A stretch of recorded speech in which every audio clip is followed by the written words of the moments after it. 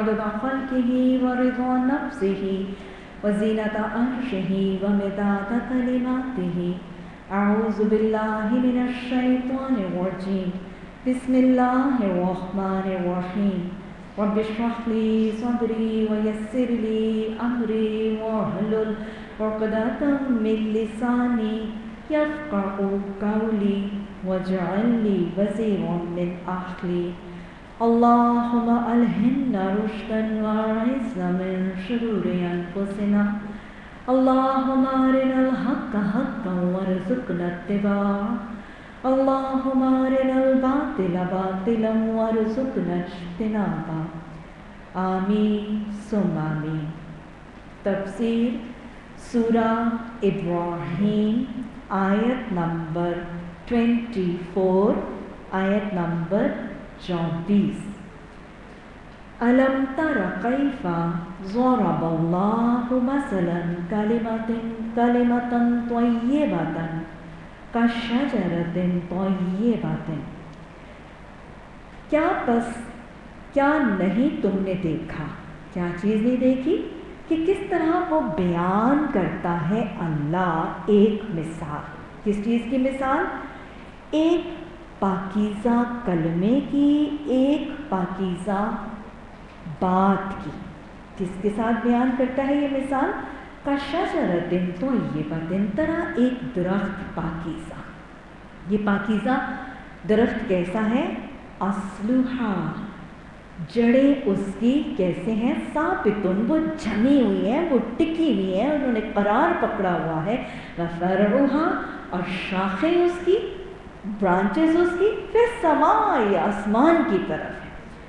اور یہ درخت کی اگلی کیفیت ہے کہ اس کی جڑیں زمین میں جمی ہوئی ہیں، شاخیں اس کی آسمان کی بلندیوں کو، رفتوں کو چھو رہی ہیں، اور اس کا حال کیا ہے؟ تو وہ لے آتا ہے اکلھا، پھل اس کے، یعنی وہ پھل بھی لا رہا ہے اپنی مرضی سے یا اپنے باغبان کی مرضی سے نہیں، کل حین، ہر وقت لاتا ہے، لیکن باذن ربی، ہاں اس کے رب کے حکم سے لاتا ہے۔ اسی طرح اللہ بیان کرتا ہے مثالیں لوگوں کے لیے، کیوں؟ تاکہ وہ نصیحت اور یاد دہانی قبول کریں۔ تو نصیحت کے لیے، ذکر کے لیے، اپنی اصلاح کے لیے، عقیدے اور ایمان کو مضبوط کرنے کے لیے اللہ سبحانہ تعالیٰ نے اب یہاں پر بہت ہی ایک خوبصورت مثال دی۔ آپ قرآن میں دیکھتے ہیں کہ گاہے بگاہے اللہ سبحانہ تعالیٰ مثالوں کے ذریعے بھی بات واضح کرتے ہیں۔ مثالوں کے ذریعے بات، اور قرآن میں اتنی پیاری مثالیں دی جاتی ہیں کہ وہ قرآن کے سبسٹنس اور قرآن کے کلام کو بہت انرچ کرتی ہیں، بہت رچ ہو جاتے ہیں، اور بہت ہی خوبصورت مواد جو ہے وہ قرآن میں مثالوں کی شکل میں شامل ہے۔ اور اگر آپ دیکھیں تو اللہ سبحانہ تعالیٰ نے اپنے کلام میں جب مثالیں دی ہیں تو کوئی بڑی مشکل سی مثالیں نہیں ہیں۔ کہاں سے مثالیں دیتے ہیں اللہ سبحانہ تعالیٰ ہمارے گرد و پیش میں سے، ہماری زندگی میں سے، کائنات میں سے وہ چیزیں جو ہر شخص نے ہر وقت دیکھی، اٹھتے بیٹھتے جو ہمارا مشاہدہ ہوتا ہے، جن چیزوں کو ہم ایکسپیرینس کرتے ہیں، جن چیزوں کو ہم فیل کر رہے ہوتے ہیں، جو ہماری آبزرویشنز ہوتی ہیں، ہماری روزمرہ زندگی، ہمارے روزمرہ معمولات، ہمارے عام دنیا کے حالات اور واقعات میں سے اللہ سبحانہ تعالیٰ مثالیں دیکھ کر بات سمجھاتے ہیں۔ تو سب سے پہلا اصول، اگر اللہ اپنے اس مائل، قائل، دعوت دینے والے، احکامات والے کلام میں مثالیں دیتے ہیں تو ہمیں بھی اپنی دعوت کے دوران، اپنی تبلیغ کے مراحل میں قارئین کو، سامعین کو مثالیں دے کر باتیں سمجھانے کی کوشش کرنی چاہیے۔ یہ کوئی غلط بات نہیں ہوگی اگر مثال دے کے بات کی جائے گی، کیونکہ اللہ سبحانہ تعالیٰ کا طریقہ ہے۔ اور رسول اللہ صلی اللہ علیہ وسلم کی احادیث مبارکہ میں بھی آپ دیکھیں گے کہ وہاں پر بسا اوقات آپ کو بڑی خوبصورت مثالوں سے حدیث میں بات سمجھائی گئی ہے۔ جیسے وہ حدیث بڑی پیاری ہے نا، دوست کی مثال آپ صلی اللہ علیہ وسلم دیتے ہیں کہ اچھے دوست کی مثال کیسی ہے؟ خوشبو بیچنے والے کی سی، کہ جب تو اس کے پاس بیٹھے گا یا تو وہ تجھے کچھ خوشبو دے گا، اور اگر خوشبو دے گا نہیں تو بہت سی خوشبو تو پائے گا ضرور، کہ اس کے ماحول سے تو خوشبو اسمیل کرے گا، تیرے کپڑوں کو کچھ نہ کچھ۔ آپ کو پتہ ہے نا، کسی ماحول میں ہم رہتے ہیں تو ایک دم سے آپ کسی سگریٹ پینے والے کے پاس بیٹھ کے آئیں، چاہے نہ بھی کوئی اسموکنگ کرے، تو فوراً جس محفل میں آپ بیٹھے ہوتے وہاں پہ لوگ سگریٹ پی رہے تھے، پتہ چلتا ہے کہ نہیں چلتا؟ تو لہٰذا وہی آپ نے فرمایا کہ اچھے دوست کی مثال خوشبو بیچنے والے کی سی ہے۔ کیا تو وہ تجھے کچھ خوشبو دے گا، اور اگر خوشبو نہیں بھی دے گا تو بہت سی خوشبو اس سے پائے گا ضرور۔ اور پھر آپ نے فرمایا کہ برے دوست کی مثال بھٹی میں جھونکنے والے کی سی، برے دوست کی مثال بھٹی جھونکنے والے کی سی ہے، یا تو اس کی بھٹی میں سے کوئی چنگاری، کوئی انگارہ تیرے لباس کو جلا دے، چھوٹی سی بھی کوئی چنگاری آئے گی، آپ کو پتہ ہے وہ چھوٹی سی چنگاری لباس کے اندر سوراخ ڈال دیتی ہے اور لباس خراب ہو جاتا ہے، اور کچھ نہیں تو وہ کالا دھواں جو ہے، اور کچھ نہیں تو دھواں ضرور پھانکے گا، یعنی برے ماحول میں رہے گا تو بری چیزیں تیرے اعصاب کے اوپر، تیرے حواس کے اوپر، تیرے اندر جو ہیں وہ داخل بھی ہوں گی اور تجھ پر اثر انداز بھی ہوں گی۔ تو لہٰذا آپ دیکھیں کہ حدیث میں بھی باتیں مثال سے سمجھائی گئی ہیں، بہت زیادہ پیاری پیاری حدیث، اور بالکل جو آج کی مثال ہے نا اس سے ملتی جلتی ایک حدیث بھی موجود ہے۔ اب جیسے اس دن ہم نے مثال پڑھی تھی نا کہ جب اللہ بارش نازل کرتا ہے تو ندی نالے اپنی اپنی طاقت کے مطابق پانی لے کر جاتے ہیں، تو اس کے لیے بھی حدیث میں بڑی پیاری مثال موجود ہے۔ تو لہٰذا اللہ سبحانہ تعالیٰ اپنے کلام میں اور محبوب خدا صلی اللہ علیہ وسلم اللہ کی سنت کے مطابق اپنے کلام حدیث میں مثالیں دے کر بات کرتے نظر آتے ہیں۔ تو گویا انبیاء کے نائب، دین کی تبلیغ کرنے والے داعی دین بھی اپنے کلام اور اپنی تبلیغ کے دوران مثالیں دے کر بات کریں تو بہتر ہے۔ یہ سنت رسول اور سنت الہی کے مطابق ہوگا۔ مثالیں کہاں سے دینی ہے؟ لوگوں کی عام روزمرہ زندگی میں سے، زندگی کے حالات، زندگی کی رودات، گرد و پیش کے ماحول، ڈے ٹو ڈے آبزرویشنز میں سے کوئی بڑی کمپلیکیٹڈ سی، کوئی ڈیفیکلٹ سی، کوئی سورج چاند ستاروں کے اوپر کی ارتھ مون کے کریٹرز کی مثالیں نہیں دینی، جو ہماری دنیا میں رونما ہوتی ہیں سچویشنز، ان میں سے مثالیں دے کر بات سمجھائی جائے۔ مثالیں دینے سے بات کی تاثیر بڑھ جاتی ہے۔ سب سے زیادہ پہلا فائدہ کیا ہے کہ کلام کی تاثیر اور بات کی تاثیر بڑھ جاتی ہے، بات زیادہ سمجھ آ جاتی ہے۔ بس اوقات کسی شخص کو نا ایک بات ایک طریقے سے سمجھ نہیں آتی ہے، اس کو مثالیں دے کے، ایگزامپل دے کے بات سمجھائی جاتی ہے تو وہ بات سمجھ میں آتی ہے۔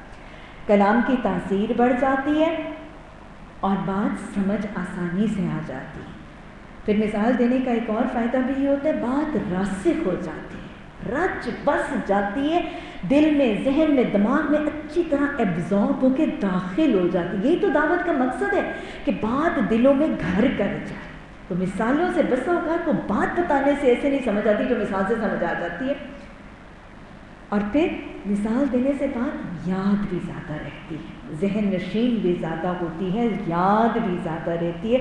تو لہٰذا اپنی دعوت اور تبلیغ میں مثالیں استعمال کرنے کا طریقہ اپنائیے، اور تھوڑا سا سوچا کریں کہ میں آج کے حالات میں سے کیا مثال دے کے یہ بات سمجھا سکتی ہوں۔ وہ بات سمجھ بھی زیادہ آئے گی، یاد بھی زیادہ ہوگی، راسخ بھی زیادہ ہوگی، اور انسان بسا اوقات اس مثال کی وجہ سے قائل اور مائل بھی زیادہ ہو جائے گا، کنونس بھی زیادہ ہوگا۔ تو اللہ سبحانہ تعالیٰ نے بہت ہی خوبصورت مثال دے کر ایک کلمے، کون سے کلمے؟ وہ کلمہ جو انسان کی حالت ہی بدل کے کچھ سے کچھ کر دیتا ہے، کون سا کلمہ؟ کلمہ طیبہ کی حقیقت بیان کی۔ کلمہ طیبہ کی حقیقت اللہ نے بیان کی ہے کہ کلمہ طیبہ یعنی کلمہ توحید، کلمہ توحید جس میں ایمان باللہ اور ایمان بالرسول صلی اللہ علیہ وسلم کا اعلان ہے، عقیدہ توحید اور عقیدہ رسالت کے ایمان کا اعلان ہے۔ یہ کلمہ طیبہ کا، یہ کلمہ توحید، جسے ہم پہلا کلمہ بھی کہتے ہیں بس اوقات، کیونکہ یہ وہ پہلی بات ہے جو مومن اپنے اسلام میں داخل ہوتے وقت کہتا ہے، اس کی مثال دی جا رہی ہے کہ اس کی مثال ایک پاکیزہ درخت کی سی ہے۔ اصل میں اس مثال میں یہ کلمہ طیبہ کو جو ایک پاکیزہ درخت سے مثال دی جا رہی ہے، یہ بذات خود کلمہ طیبہ نہیں، کلمہ طیبہ پڑھنے والا شخص اور پھر اس کے اوپر اس کے عقیدے اور ایمان کے اعلان کے مطابق زندگی گزارنے والے شخص کی مثال جو ہے وہ شجرۃ طیبہ کی۔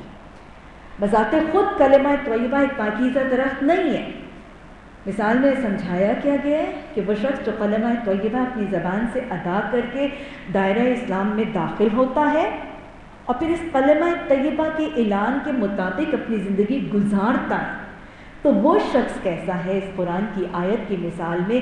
وہ مومن جو کلمہ طیبہ کی مصداق پر زندگی گزارتا ہے، اس کی مثال پاکیزہ درخت کی طرح ہے۔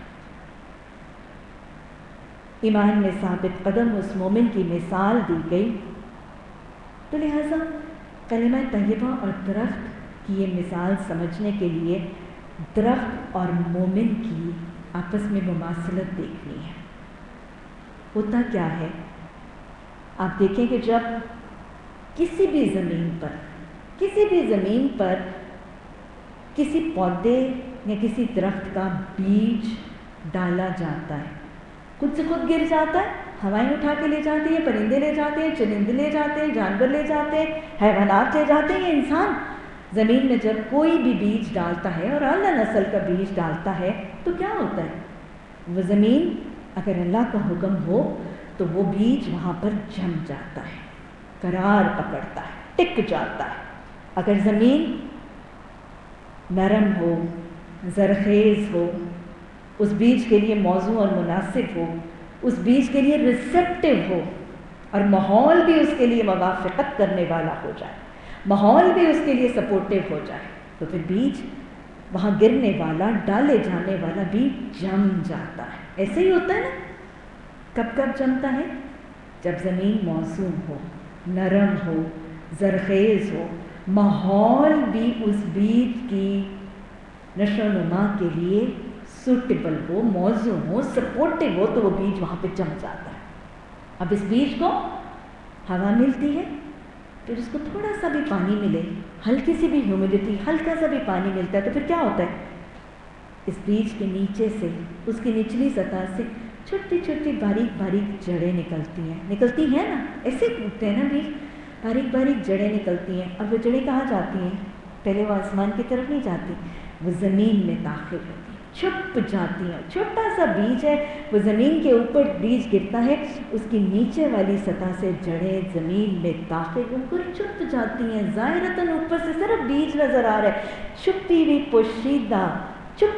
پوشیدہ اس کی جڑیں زمین میں داخل ہوتی ہیں، اور آہستہ آہستہ وہ بڑھتی ہیں، وہ ملٹیپلائی کرتی ہیں، وہ لمبی بھی ہوتی ہیں، وہ موٹی بھی ہوتی ہیں، وہ گہری بھی ہوتی ہیں، اور وہ نفری اور تعداد میں بھی بڑھتی جاتی۔ ایسے ہی ہوتا ہے نا ہمیشہ۔ پھر جب اس کی جڑیں زمین میں جم جاتی ہیں، ٹک جاتی ہیں، تو وہ بیج وہاں پہ جم جاتا ہے۔ اب یہ جڑیں اس کے لیے اور پانی کھینچ کے لاتی ہیں، اس کو اور زمین کے نباتات دیتی ہیں۔ پھر کیا ہوتا ہے؟ پھر ایک صبح، وہ کہتے ہیں نا ون فائن مارننگ، آپ اٹھتے ہیں اور آپ دیکھتے ہیں کہ اس بیج کے وہ چھلکا پھٹتا ہے، اور اس کے اوپر ایک چھوٹی سی شوٹ، ایک چھوٹی سی اسپراؤٹ، ایک ہلکی پھلکی نازک سی کومپل نکلتی ہے۔ اتنی نازک ہوتی ہے نا یہ کومپل کہ اس کو ہلکا سا ہاتھ لگائیں گے تو ٹوٹ جائے گی۔ اس چھوٹی سی کومپل کی حفاظت کی بہت زیادہ ضرورت ہوتی ہے، اور پھر اللہ کے اذن سے اس کومپل کی حفاظت بھی ہوتی ہے۔ اور آپ نے کبھی مالی کو دیکھا ہے جب وہ چھوٹی چھوٹی کومپلیں نکلتی ہیں تو مالی دیکھ کے کتنا خوش ہوتا ہے نا، خوش ہوتا ہے نا۔ وہ چھوٹی سی ایک نازک سی ڈیلیکیٹ سی بالکل ہلکے گرین رنگ کے اس کے پتے ہوتے ہیں، وہ اوپر اٹھتی ہے، پھر اللہ کے اذن سے اس کے اوپر سورج کی شعاعیں، ہوا، پانی، سب کچھ اس کو میسر ہوتا ہے، اور وہ کومپل گدراتی ہے، وہ بڑی ہوتی چلی جاتی ہے، وہ اونچی ہوتی ہے، ایک پتی سے 2، پھر 3، اور پھر آہستہ آہستہ اس کی وہ جو ٹہنی ہے وہ کیا بن جاتی؟ وہ ایک درخت کا مضبوط سا تنا بن جاتی ہے، مضبوط سخت سا تنا بن جاتی ہے اس درخت کا، اور پھر اتنے پتے اور اتنی شاخیں اور اتنی ٹہنیاں، اتنی برانچز۔ پہلے کیا تھا؟ باریک سی کومپل، وہ بڑھتی گئی اور وہ پھولتی پھلتی گئی، اور پھر وہ اونچی بڑی مضبوط تھک ہوتا چلا گیا وہ پودا، اور وہ اس کا بہت بڑا سا ایک تنا ہو جاتا ہے، اور تنے کے اوپر آگے ڈویژنز اور برانچز اور اس کی شاخیں ہوتی ہیں، پھر اس کے اوپر پتے لگتے ہیں، بڑی خوبصورت شاخیں ہوتی ہیں، اور شاخیں اللہ سبحانہ تعالیٰ فرما رہے ہیں فرعوہا فی السماء، آسمان کی طرف اٹھتی ہیں اس کی شاخیں، پھر اس کے اوپر پھول لگتے ہیں، پھولوں کی خوشبو پھیلتی ہے، اور پھر پھولوں کے بعد پھل آ جاتے ہیں۔ آپ کو پتہ ہے جب تک پھل نہیں تھا اس کی شاخیں آسمان کی طرف ہوتی ہیں، جب اس درخت کے اوپر پھل لگتے ہیں تو پھر اس کی شاخیں کہاں جاتی ہیں؟ جھک جاتی ہیں، اور جتنا پھل بڑھتا جاتا ہے، جتنا پھل زیادہ ہوتا ہے، شاخیں اتنی اتنی جھکتی چلی جاتی ہیں۔ یہ کون سا درخت ہے؟ یہ شجرۃ طیبۃ ہے، یہ پاکیزہ درخت ہے۔ یہ درخت جب ایک ماحول میں اس بیج سے درخت اگتا ہے تو یہ درخت اپنے ماحول میں کیا کیا مثبت کیا کیا فائدے دیتا ہے، کیا کیا اثرات مرتب کرتا ہے۔ کبھی دیکھا ہے خوبصورت سا گھنونا پھیلا ہوا درخت ماحول کو کتنا خوبصورت بنا دیتا ہے، ماحول کو کتنا خوشنما بنا دیتا ہے، دیکھنے والوں کی آنکھوں کو کتنا سرسبز و شاداب کر دیتا ہے، لوگوں کی آنکھیں ٹھنڈی کرتا ہے، ماحول کو ٹھنڈا کرتا ہے، ماحول کو خوشنما خوبصورت بنا دیتا ہے۔ اس کے اوپر اگنے والے پھل پورے کے پورے ماحول کو معطر خوشبو بھینی بھینی پھیل جاتی ہے۔ ایسے ہی ہوتا ہے نا، یہ ساری مثالیں اس لیے سمجھے کیونکہ ہمیں مومن کا رویہ سمجھنا ہے، مومن کا گرو کرنا، مومن کا نشو و نما پانا، اور پھر مومن کے اثرات اس کے ماحول پہ کیا ہے وہ سمجھ رہے ہیں ہم نے۔ اور پھر اسی درخت کے اوپر پھل بھی اگتے ہیں۔ پھل کون کھاتا ہے؟ چرند پرند نباتات، حیوانات، انسان، سبھی اس کے پتوں سے بھی، اس کے پھولوں سے بھی، اس کے پھلوں سے بھی سبھی فیض بھی پاتے ہیں، سب فائدہ بھی اٹھاتے ہیں، سب مستفید بھی ہوتے ہیں، سب مسرور بھی ہوتے ہیں، سب راحتیں اور سکون بھی پاتے ہیں۔ یہ درخت، اس درخت کا تنا بہت سے تھکے ہارے مسافروں، ضرورت مندوں، دکھی لوگوں، تھکے ہوئے لوگوں کو سہارا بھی دیتا ہے۔ لوگ اس پر ٹیک لگا کے بیٹھ بھی جاتے ہیں، اس کی چھاؤں میں بہت سے لوگ آرام کرتے ہیں، سستاتے ہیں، سکون اور راحت پاتے ہیں۔ یہ ماحول کو صاف بھی کرتا ہے، ماحول کو صرف معطر اور خوبصورت نہیں کرتا، ماحول کو صرف خوشنما نہیں بناتا، ماحول میں آنے والے لوگوں کی آنکھیں نہیں ٹھنڈی کرتا، ماحول کو صرف سرسبز و شاداب نہیں کرتا، ماحول کی کثافتیں بھی دور کرتا ہے، آب و ہوا کو بھی صاف کرتا ہے۔ آپ کو پتہ نا درخت کیا کرتا ہے؟ درخت صاف کر دیتا ہے ہواؤں کو، ہماری بریدنگ ایئر کو، انسانوں کے لیے ہوا کو صاف کرتا ہے، ہوا کی کثافتوں کو، گندگیوں کو دور کر دیتا ہے۔ یہی درخت تو ہیں جو بارش اور باران رحمت کی باعث بھی بنتے ہیں، اور یہ درخت جس زمین پر جمے ہوتے ہیں اس میں بارش کے کاٹ کی وجہ سے پانی کو بھی، زمین کو بھی اور مٹی کو بھی روک دے۔ زمین کے لیے بھی مفید ہیں، یہ ہوا کے لیے بھی مفید ہیں، یہ ماحول کے لیے بھی مفید ہیں، گرد و پیش کے لوگوں کے لیے بھی مفید ہے، چرند پرند حیوانات کے لیے بھی مفید ہیں، غریبوں، مسکینوں، محتاجوں، مظلوموں کے لیے بھی مفید ہے۔ کسی کے پاس اپنے گھر میں ٹھنڈک نہیں ہے، وہ اس درخت کے سائے میں سکون اور راحت پاتا ہے۔ سورج، گرمی، سردی، بارش، طوفان، آندھی سے بچا لیتا ہے بہت سے لوگوں کو یہ درخت، ایسا ہے کہ نہیں؟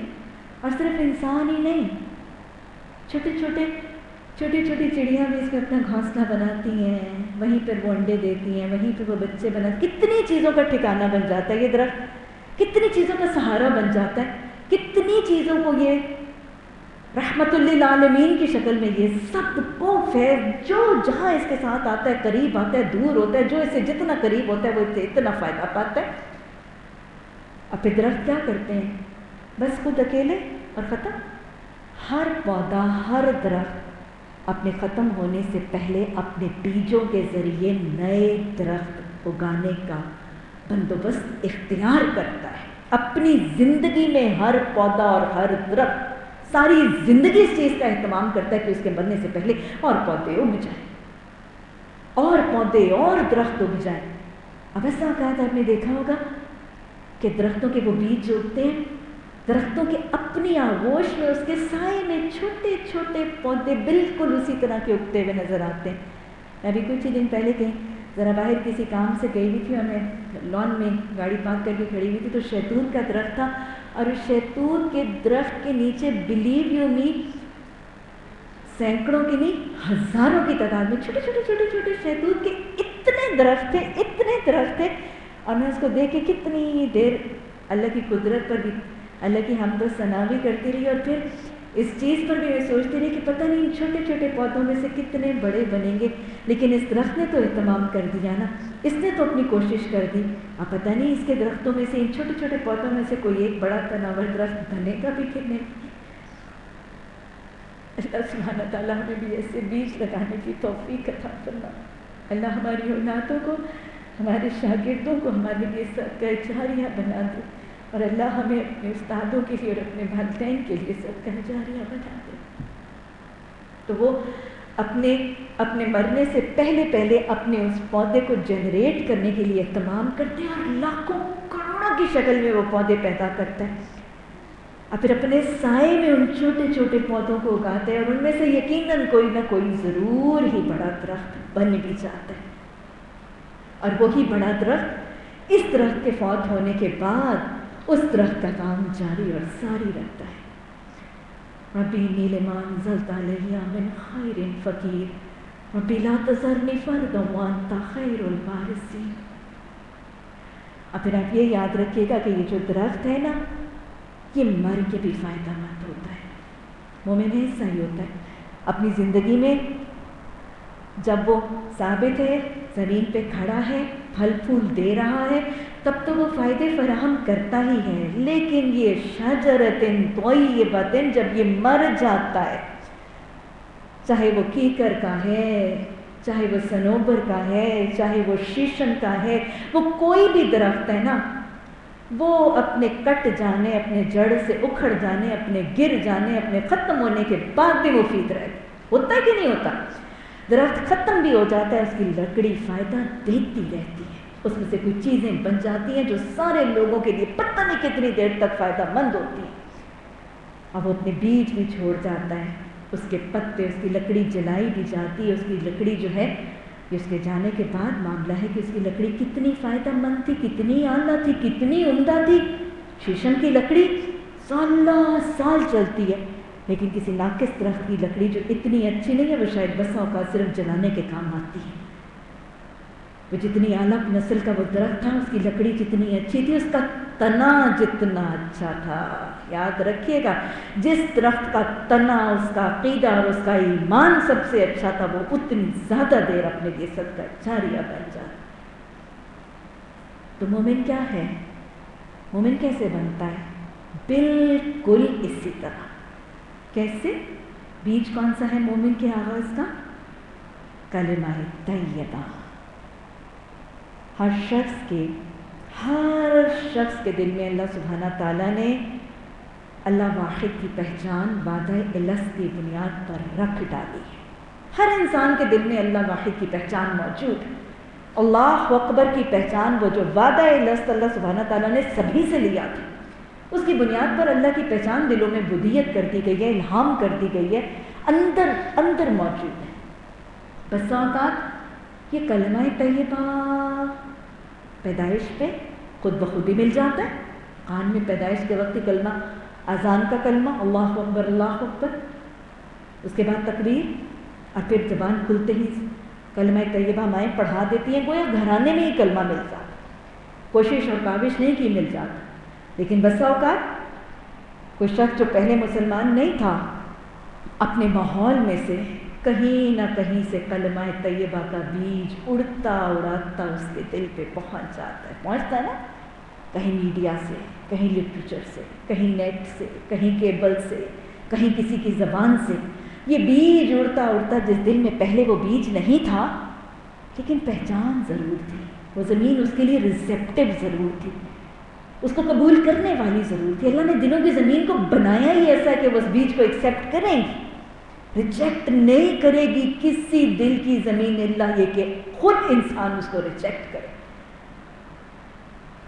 اب وہ بیج اڑتا اڑاتا کہیں سے کسی مبلغ دین، کسی داعی دین، کسی قرآن پڑھانے والے، کہیں سے وہ بیج اڑتا اڑاتا اس ناآشنا دل پر پڑ جاتا ہے۔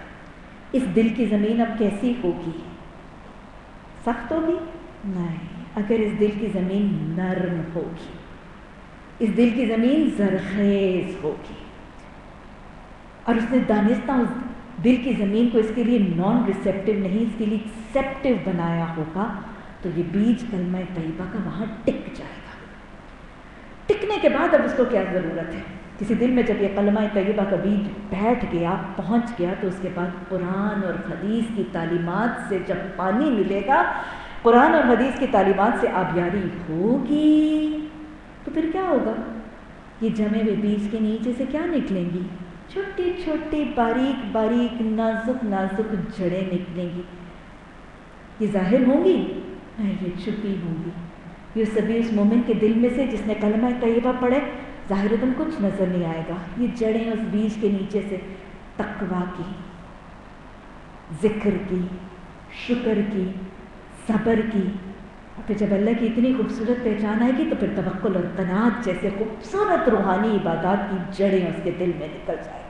یہ بیج کے نیچے سے نکلے گی، لوگوں کو ظاہرتاً کچھ نظر نہیں آئے گا.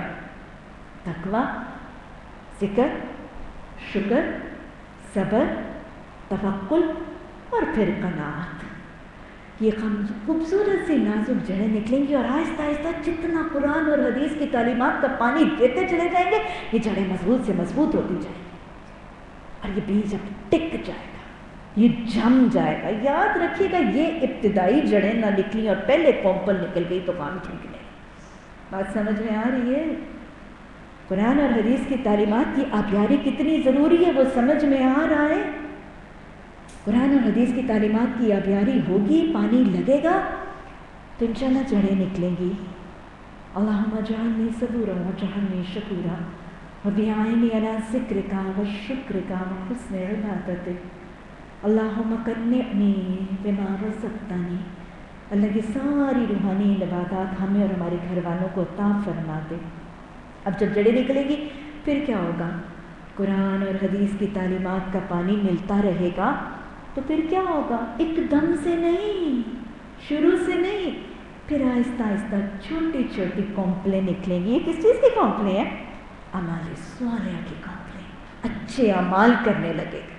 وہ جس کے دل میں نا کلمہ طیبہ کے بعد جس کا دل اللہ سے خوف کھائے گا، اللہ کی ناراضگی سے گھبرائے گا، اللہ کے حساب کتاب سے پریشان ہوگا، اس کی رضا پر جمنے کے لیے تیار ہو جائے گا، اس کا شاکر راضی برضا متوکل بندہ بن کے پھر اس کی چھوٹی چھوٹی اس کی رضا کے لیے کومپلیں نکلیں گی اعمال صالحہ. پھر اور پانی، پھر اور کھاد، پھر اور حفاظت. یہ چھوٹی سی کومپل کو کیا چھوڑ دینا ہے؟ نہیں، اس کو نفاق کا روگ نہیں لگنے دینا، اس کو گھن نہیں لگنے دینا بدعتوں کا اور شرک کا. یہ کومپل ختم ہو جائے گی ورنہ. اس کومپل کی بڑی حفاظت کرنی ہے. اپنی اولادوں کی بھی ان کومپلوں کی حفاظت کیا کریں اور اپنی بھی ان کومپلوں کی حفاظت کرنی ہے. گرمی سے، آندھی سے، طوفان سے، سرد ہواؤں سے، کیڑوں سے، مکوڑوں سے، نفاق سے. اب یہ کومپل آہستہ آہستہ بڑھتی جائے گی، عمل بڑھتے جا رہے ہیں. پھر آہستہ آہستہ یہ کومپل کیا بن جائے گی؟ یہ ایک مضبوط تنا بن جائے گا. مومن کا یہ تنا کیا ہے؟ ایمان. ایمان مفصل اس کا تنا ہے، اس کے عقائد اس کے تنے ہیں. اس کا ایمان جتنا مضبوط ہوگا، اس کا عقیدہ جتنا عمدہ اور کریکٹ ہوگا، اس کی وہ لکڑی اور اس کا تنا اتنا مضبوط ہوگا. ایمان کا اور عقیدے کا درست ہونا اور مضبوط ہونا اس کا تنا بن جائے گا. جب اس کا ایمان مضبوط ہوگا، ربنا ثبت اقدامنا یا مقلب القلوب ثبت قلبی علی دینک. اس کا ایمان مضبوط ہے، اس کا عقیدہ کریکٹ ہے، وہ بہت بڑا سا ٹرنک بن جائے گا. یہ مومن کا ایمان اور عقیدہ. جب ایمان درست ہے، عقیدہ درست ہے، ایمان مضبوط ہے تو پھر اب اس ایمان کے بعد مختلف شاخیں ہیں. یہ شاخیں کیا ہیں؟ یہ شاخیں حقوق اللہ کی ادائیگی کی شاخیں، حقوق العباد کی شاخیں ہیں. حقوق اللہ کی شاخیں نماز، روزہ، زکوٰۃ، حج، دین کی حفاظت، دین کی تبلیغ، جہاد، ہجرت. یہ سب کیا ہیں؟ یہ حقوق اللہ کی کچھ شاخیں ہیں، اس کی برانچز ہیں، اس کی خوبصورت پتیاں ہیں. اور حقوق العباد، حقوق العباد کی بھی شاخ ہے. والدین کے حقوق کی شاخ ہے، رشتہ داروں کی، اولاد کی، ازواج کی، ہمسایوں کی، معاشرے کا کمزور طبقہ، غریب، مسکین، محتاج، ان کے حقوق کی شاخیں، گھر کے ملازمین اور ماتحتوں کی شاخیں. اور پھر اس درخت، مومن درخت، شجرۃ طیبۃ، مومن کے اوپر پھل لگیں گے، اخلاق حسنہ کے، فضائل اعمال کے، سچ کے، حیا کے، تکبر سے بچنے کے، عاجزی کے، انکساری کے. اور یاد رکھیے جتنے پھل زیادہ ہوں گے، جتنے عمل اچھے ہوں گے تو کیا ہوگا؟ وہ شاخیں جو پہلے آسمان کی طرف اٹھ رہی تھی وہ جھک جائیں گی۔ مومن کے عمل جتنے اچھے ہو جاتے ہیں، مومن کے اندر جتنا تقویٰ بڑھ جاتا ہے، مومن کا علم جتنا بڑھ جاتا ہے، مومن کے اخلاق جتنے بڑھ جاتے ہیں، مومن کی عبادات جتنی بڑھتی چلی جاتی ہیں اور اس کے اعمال جتنے صالح ہوتے چلے جاتے ہیں، جتنے زیادہ پھل صالح اعمال کے ہوتے ہیں، اتنا اس کے اندر جھکاؤ آ جاتا ہے، اتنی اس کے اندر عاجزی آ جاتی ہے، اتنا وہ اللہ کے اور اللہ کے بندوں کے آگے جھکنے لگتا ہے۔ پھلدار پودے ایسے ہی ہوتے ہیں، وہ درخت ابھی جن پر پھل نہیں آیا ہوتا وہ اکڑتے ہیں۔ وہ مومن جس کے عمل صالح بن جاتے ہیں، اس کے اندر سب سے ایک پہلا تاثر نظر آتا ہے، اس کے اندر انکساری اور عاجزی کا ایلیمنٹ نظر آتا ہے۔ صالح عمل والا، صالحات اور صالحین متکبر نہیں ہوتے، وہ عاجز ہوتے ہیں، وہ منکسر المزاج ہوتے ہیں، وہ اللہ اور اللہ کے بندوں کے آگے باقاعدگی سے جھکتے چلے جاتے ہیں۔ یہ مومن اب درخت بن گیا نا، اب یہ اپنے ماحول میں کیا کرے گا؟ وہی جو ایک درخت کرتا تھا۔ کیا کرتا ہے ایک درخت؟ مومن جس گھر میں ہے، اپنے گھر کے آنگن کو، اپنے ماحول میں، جس لوکیلٹی میں ہے، جس آنگن میں وہ ہے، جس صحن میں وہ ہے، جس انوائرمنٹ میں وہ ہے، جب اس کو کوئی دیکھتا ہے، اپنے ماحول کو مومن کیا کرتا ہے؟ مومن اپنے ماحول کی کثافتوں کو دور کر دیتا ہے، اس کی ہوا کو صاف کر دیتا ہے۔ مومن، صالح مومن اور صالحہ مومنہ کیا کرتی ہیں؟ مومن اور مومنات اپنے ماحول کی ہواؤں کو صاف کر کے، اس کی کثافتیں دور کر کے، اس ہوا کو لوگوں کے لیے کمفرٹیبل اور لیوربل بنا دیتا ہے، ان کے لیے پرسکون بنا دیتا ہے، ان کے لیے صحت افزا بنا دیتا ہے، ان کی طاقت اور تقویت کا باعث بنا دیتا ہے۔ مومنات کیا کرتی ہیں؟ ماحول کو معطر کر دیتی ہیں۔ جس گھر میں ہے وہ مومنہ اپنے ماحول کو قرآن اور حدیث کی تعلیمات اور اپنے اخلاق حسنہ سے معطر کر دے گی، لوگوں کو سکون دے گی، لوگوں کی آنکھوں کو ٹھنڈک دے گی، ماحول کو خوش نما کر دے گی۔ مومنہ جس گھر میں ہوگی، مومنہ جس ماحول میں ہوگی، مومنہ جہاں رہے بسے گی، وہاں پہ کیا ہوگا؟ شگفتگیاں ہوں گی، تازگیاں ہوں گی، شادابی ہوگی، راحت ہوگا، سکون ہوگا، ٹھنڈک ہوگی، ہر طرف سبزہ ہوگا، ہر طرف سکون اور راحت ہوگا۔ مومنہ جہاں پر ہوگی ماحول بھی معطر ہوگا۔ مومنہ جہاں پر ہوگی، کلمہ طیبہ کے مطابق گزارنے والے زندگی افراد جہاں پر ہوں گے، وہ لوگوں کی آنکھوں کی ٹھنڈک بن جائے، وہ اپنے والدین کی آنکھوں کی ٹھنڈک بھی ہوں گے، وہ اپنے ازواج کی آنکھوں کی ٹھنڈک بھی ہوں گے۔ کلمہ طیبہ کے مطابق زندگی گزارنے والے افراد شجرۃ طیبۃ کی جگہ، اس کی طرح جس جگہ پر بھی ہوں گے وہ سب کے لیے مفید بن جائے۔ کوئی ان کے پھل سے فائدہ اٹھائے گا، کوئی ان کے پتوں سے مستفید ہوگا، کوئی ان کے پھلوں، پتوں، پھولوں سے دوائیں لے کے فائدہ اٹھائے گا، اور کوئی تھکا ہارا ایک مومن کے پاس سہارا پالے گا۔ کوئی مظلوم اس مومن کے پاس آ کے اس کے کندھے پر اپنے غم اور اپنے دکھ جو ہیں اس کے آنسو بہا لے گا۔ وہ مومن، وہ مومنہ جو کلمہ طیبہ کے مطابق زندگی گزارے گی، وہ معاشرے میں بہت سے دکھی، بہت سے مظلوموں، بہت سے ضرورت مندوں، بہت سے تھکے ماندے لوگوں کا سہارا بن جائے گا، بہت سو کی سپورٹ بن جائیں گے، بہت سو کو سایہ پرووائڈ کر دیں گے، بہت سو کو ٹھکانہ پرووائڈ کر دیں گے، بہت سو کے رزق کا ذریعہ بن جائیں گے۔ یہ ہوتا ہے مومن۔ کبھی آپ نے کسی درخت کو دیکھا ہے کہ وہ سیلفش ہوتا ہے؟ نہیں، میں اپنے پتوں سے کسی کو فائدہ نہیں اٹھانے دوں گا، میں اپنی خوشبو کو اپنے تک رکھوں گا، نہیں میرے پھولوں کو کوئی دیکھ نہیں سکتا، نہیں میرے پھل کو کوئی نہیں۔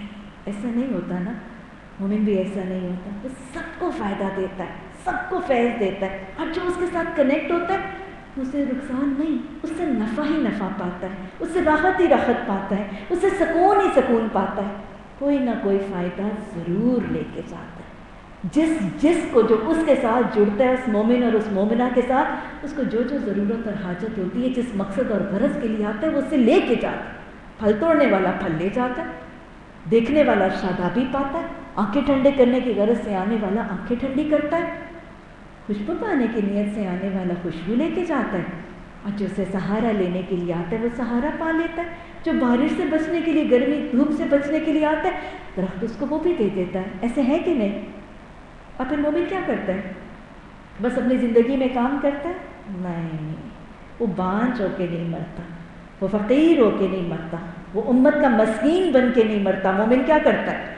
مومن اپنی زندگی میں اور شجرۃ طیبۃ، اپنے آغوش میں، اپنے سائے میں، اپنی کنٹرول میں، اپنی زندگی میں اور پاکیزہ درخت لگانے کی کوشش کرتا ہے، ایمان کا بیج لوگوں تک منتقل کرنے کی کوشش کرتا ہے. اس کی ساری زندگی ایک مومن کی اسی کام اور اسی سری میں لگتی ہے کہ میرے جانے سے پہلے یہاں پر میرے سے بہتر درخت، زیادہ فائدہ دینے والے درخت اس علاقے میں، اس خطے میں، پوری دنیا میں پھیل جائے. اور آپ کو پتہ ہے درخت صرف اپنے ماحول میں نہیں، ایک شجر صرف اپنے ماحول میں نہیں، اس کی ہوائیں کہاں اس کے بیج اڑا کے لے کے جاتی، اور وہ کبھی جانے والے بیجوں کو روکتا نہیں ہے. جہاں جاتی ہو لے جاؤ اس بیج کو، پہنچا دو اور اگا دو میرے جیسے درختوں کو. یہ ہے وہ مومن. دیکھا ہے جو کچھ میں نے اوروں کو بھی دکھلا دے، یہ ہوتا ہے مومن. جو مجھے مل گیا اوروں کو بھی مل جائے. وہ جو اقبال نے دعا کی نا، الہی میرا نور بصیرت عام کر دے، ان شاہین بچوں کو پھر بالوں پر دے. یہ ہوتا ہے مومن. وہ حیرت سے بخل سے چیزیں اپنے پاس نہیں رکھتا، اس تعلیم کو منتقل کرتا ہے. میرے جانے سے پہلے ایسے مفید پودے لگ جائیں جو میرے لیے صدقہ جاریہ بن جائے. اور مومن اپنے مرنے کے بعد بھی پیچھے ایسا ذکر خیر چھوڑ جاتا ہے. وَاجْعَلْ لِي لِسَانَ صِدْقٍ فِي الْآخِرِينَ. دعا کرتے تھے نا انبیاء کہ اللہ میرے جانے کے بعد بھی میرا ذکر خیر لوگوں میں جاری رکھنا. مومن کا ذکر خیر، اس کے نیک کام، اس کی بھلائی کے کام، اس کے خیر کے کام، اس کی زندگی میں جو اس نے بھلائیوں کی معاونتیں کی ہیں، اس کا سلسلہ اس کے بعد بھی جاری رہتا ہے. اللہ سبحانہ تعالیٰ ہمیں ایمان عطا فرماتے ہیں. اللہ سبحانہ تعالیٰ ہمارے ایمان اور عقیدے ایک درخت کے بہت بڑے تنے کی طرح مضبوط اور تناور کر دے. اللہ کلمہ طیبہ کے مطابق زندگی گزارنے کی توفیق عطا فرما دے. اللہ ہمیں بھی شجرۃ طیبۃ کی مستعد پر اپنی زندگی گزارنے والا خوش نصیب مومن اور مومنہ بنا دے. اللہ ہمیں بھی اور ہماری اولادوں کو بھی قرآن پر ایمان عطا فرما. اللہ درست اور مضبوط عقیدے عطا فرما دے. اللہ اعمال صالحہ کی لہلہاتی ہوئی شاخیں عطا فرما دے. اللہ ہمیں اعمال صالحہ کے پھل اور پھول بھی عطا فرما دے. اور اللہ سبحانہ تعالیٰ ہمیں زندگی میں بھی مفید بنا دے. اللہ ہمارے مرنے کے بعد بھی ہمارا ذکر خیر جاری بھی رکھنا. اور اللہ ہماری چھوٹی چھوٹی ایمان کی حالت میں نیکیوں کو ہمارے لیے صدقہ جاریہ بھی بنا دینا. یا مقلب القلوب ثبت قلبی علی دینک، یا مصرف القلوب صرف قلبی علی طاعتک. ربنا ثبت اقدامنا، ربنا ثبت اقدامنا وانصرنا علی القوم الکافرین. یہ مثال اللہ اس لیے دیتا ہے کہ لوگ ان سے سبق حاصل کریں. کلمہ خبیثہ کا مطلب کیا ہوگا؟ کہ پاکیزہ کلمے کے علاوہ جو اللہ کا دیا ہوا کلام ہے، اللہ کی دی ہوئی یہ پہلی تو یہ بات ہے، اس کو چھوڑ کر شیطانوں کی وضع کردہ باتیں، طاغوتی طاقتوں کی وضع کردہ جملے، ان کی مثال کیسی ہے؟ شیطان کی خبیث باتیں. خبیث اور کون ہے؟ طاغوت کی باتیں خباثتوں پر مشتمل ہیں. شیطان کی باتیں جو ہیں وہ کلمہ خبیثہ ہیں. کلمہ خبیثہ کی مراد کیسی ہے؟ کشجرۃ خبیثۃ. جو خبیث باتوں کی اتباع میں عمل نکلیں گے اور خبیث باتوں کو دل میں جمانے کے بعد اعمال مرتب ہوں گے، رویے اخلاق مرتب ہوں گے، وہ کیسے ہوں گے؟ وہ طیب نہیں ہوں گے. وہ عمل، وہ رویے، وہ اخلاق، وہ سرگرمیاں بھی سب خبیث ہوں. جب خبیثوں کی باتیں مان کر رویے کیے جائیں گے، جب خبیثوں کی باتوں کو قبول کر کے اخلاق اور معاملات قائم کیے جائیں گے، تو اس کے بعد اگنے والے پودے، اس کے بعد اگنے والی شاخیں خبیث ہوں گی ہی ہوں گی۔ اس کی مثال کیسی ہے؟ کشجرۃ خبیثۃ، اس کی حالت کیا ہے؟ وہ تو جم جاتا ہے نا، وہ تو ٹک جاتا ہے، لیکن یہ کیسی ہیں؟ ٹیمپرری سی، عارضی سی، وہ اکھاڑ دی جاتی ہیں اوپر سے زمین کے، ما لہا من قرار۔ یہ جو خبیث کلمات کی اطاعت میں عمل، خبیث لوگوں کی اطاعتوں میں عمل، خباثتوں کے پیچھے رویے اور اخلاق اور سرگرمیاں کی جاتی ہیں، یہ خبیث ہیں۔ اس کے اگنے والے پودے بھی خبیث ہیں، ناپاک ہیں، گندے ہیں، ناکارہ ہیں، ردی ہیں، ناقص ہیں، اور ان کے اندر قرار کوئی نہیں ہے، ان کے اندر استحکام کوئی نہیں ہے۔ کہ کب موت کی ہچکی آتی ہے، سارے کے سارے عمل راہ کی طرح، ہوا کی طرح، موت کی آندھی آتی ہے، موت کی ہچکی آتی ہے، یہ درخت پکڑ کے پھینکا جاتا ہے، عمل سارے کے سارے یہیں رہ جاتے ہیں۔ وہی مثال جو ہم نے کل پڑھی، تو لہٰذا اللہ سبحانہ تعالیٰ نے بڑی خوبصورتی سے دونوں چیزوں کا تقابلہ کر کے ثابت قدمی سے کلمہ طیبہ پڑھنے اور اس پر جمنے کی تاکید کر دی۔ اور پھر اللہ نے اگلی آیت میں ایک اور بڑے خوبصورت طریقے سے بتایا، یثبت اللہ الذین آمنوا بالقول الثابت، کہ اللہ جمع دیتا ہے۔ اس کلمہ طیبہ کو پکڑ کر دیکھو گے، پڑھ کر دیکھو گے، اس کے مصداق پر زندگی جما کر ٹکا کر دیکھو گے تو پتہ یہ کلمہ طیبہ تمہیں کیا کرے گا؟ قول ثابت کہہ دیا یہاں پہ کلمہ طیبہ کو، کہ تمہیں ثبات دے دے گا، کہ تمہیں جماؤ دے دے گا، کہ تمہیں ٹھہراؤ دے دے گا۔ کہاں کہاں پہ؟ فی الحیات الدنیا وفی الآخرہ، تمہیں دنیا میں بھی جماؤ، ٹھہراؤ اور قرار، اور تمہیں مضبوط اور استحکام، اور تمہیں طاقت دے گا یہ کلمہ طیبہ۔ اس کلمہ طیبہ کے ساتھ جڑ کے تو دیکھو، اس کے پیغام کو تھام کے تو دیکھو، اس کی تعلیمات کو پکڑ کے تو دیکھو، اس کے مطابق زندگی شروع کر کے تو دیکھو۔ یہ تو دنیا میں بھی تمہیں طاقت دے گا، دنیا میں بھی تمہیں قوت دے گا، دنیا میں بھی تمہیں قرار اور سکون دے گا، اور تمہیں دوسری دنیا میں قیامت موت کے بعد بھی تمہیں اگلی دنیا میں تمہیں ثابت اور تمہیں قرار عطا کرے گا۔ یاد رکھیے گا، کلمہ طیبہ وہ کلمہ ہے جو دنیا اور آخرت دونوں میں کامیابی اور ثابت قدمی اور قرار اور استحکام کا باعث بنتا ہے۔ مومن جب دنیا کی زندگی اس کلمہ طیبہ، کیا ہے یہ کلمہ طیبہ؟ ایمان باللہ و ایمان بالرسول، اطیعوا اللہ و اطیعوا الرسول کا اعلان ہے۔ اطیعوا اللہ و اطیعوا الرسول صلی اللہ علیہ وسلم کا وعدہ ہے، معاہدہ ہے کہ میں اللہ کی مانوں گا اور میں اللہ کے علاوہ اور کسی کی نہیں مانوں، میں رسول اللہ صلی اللہ علیہ وسلم کی مانوں گا اور ان کی مانوں گا۔ یہی تو ہے وعدہ۔ اس وعدے کے مطابق جو زندگی گزارتا ہے، اس کو زندگی میں بھی سکون بھی ملتا ہے، سکینہ بھی ملتا ہے، راحتیں بھی ملتی ہیں، مضبوطیاں بھی ملتی ہیں، وہ مستحکم بھی رہتا ہے، بات بات پر وہ ڈولتا نہیں، وہ گرتا نہیں، وہ انگزائٹی ٹینشن کا شکار نہیں ہوتا، وہ شیطان کی اکساہٹوں کا شکار بھی نہیں ہوتا، وہ شیطان کی دلدل میں بھی نہیں پھنستا، وہ شیطان کے گرائے ہوئے اندھیروں کے گڑھوں میں بھی نہیں گرتا، پستی اور ذلت کے گڑھوں میں نہیں گرتا۔ یہ ثابت قدم جمع رہتا ہے جو اس کلمہ طیبہ کے مطابق زندگی گزارتا ہے، اس اللہ واحد کا پرستار ہو کے جب زندگی گزارتا ہے، اس ایک رب کے آگے جب جھکتا ہے تو بہت سی چیزوں کے آگے جھکنے سے وہ بچ جاتا ہے، وہ گڑھوں میں، ذلتوں میں، پستیوں میں، اندھیروں سے بچ جاتا ہے۔ یہ اس کی زندگی کا ثبات ہے، اور یہی کلمہ طیبہ اس کے اگلے سارے سفر میں قوت اور مضبوطی اور استحکام کا باعث ہے۔ موت کے وقت روح کون سی آسانی سے نکلتی ہے؟ اس شخص کی روح جس نے زندگی کس کے مطابق گزاری؟ کلمۃ خبیثۃ یا کلمۃ طیبۃ؟ وہ شخص جس نے زندگی کلمہ طیبہ کے مطابق گزاری، اور جس کی زبان پر موت کے وقت کیا تھا؟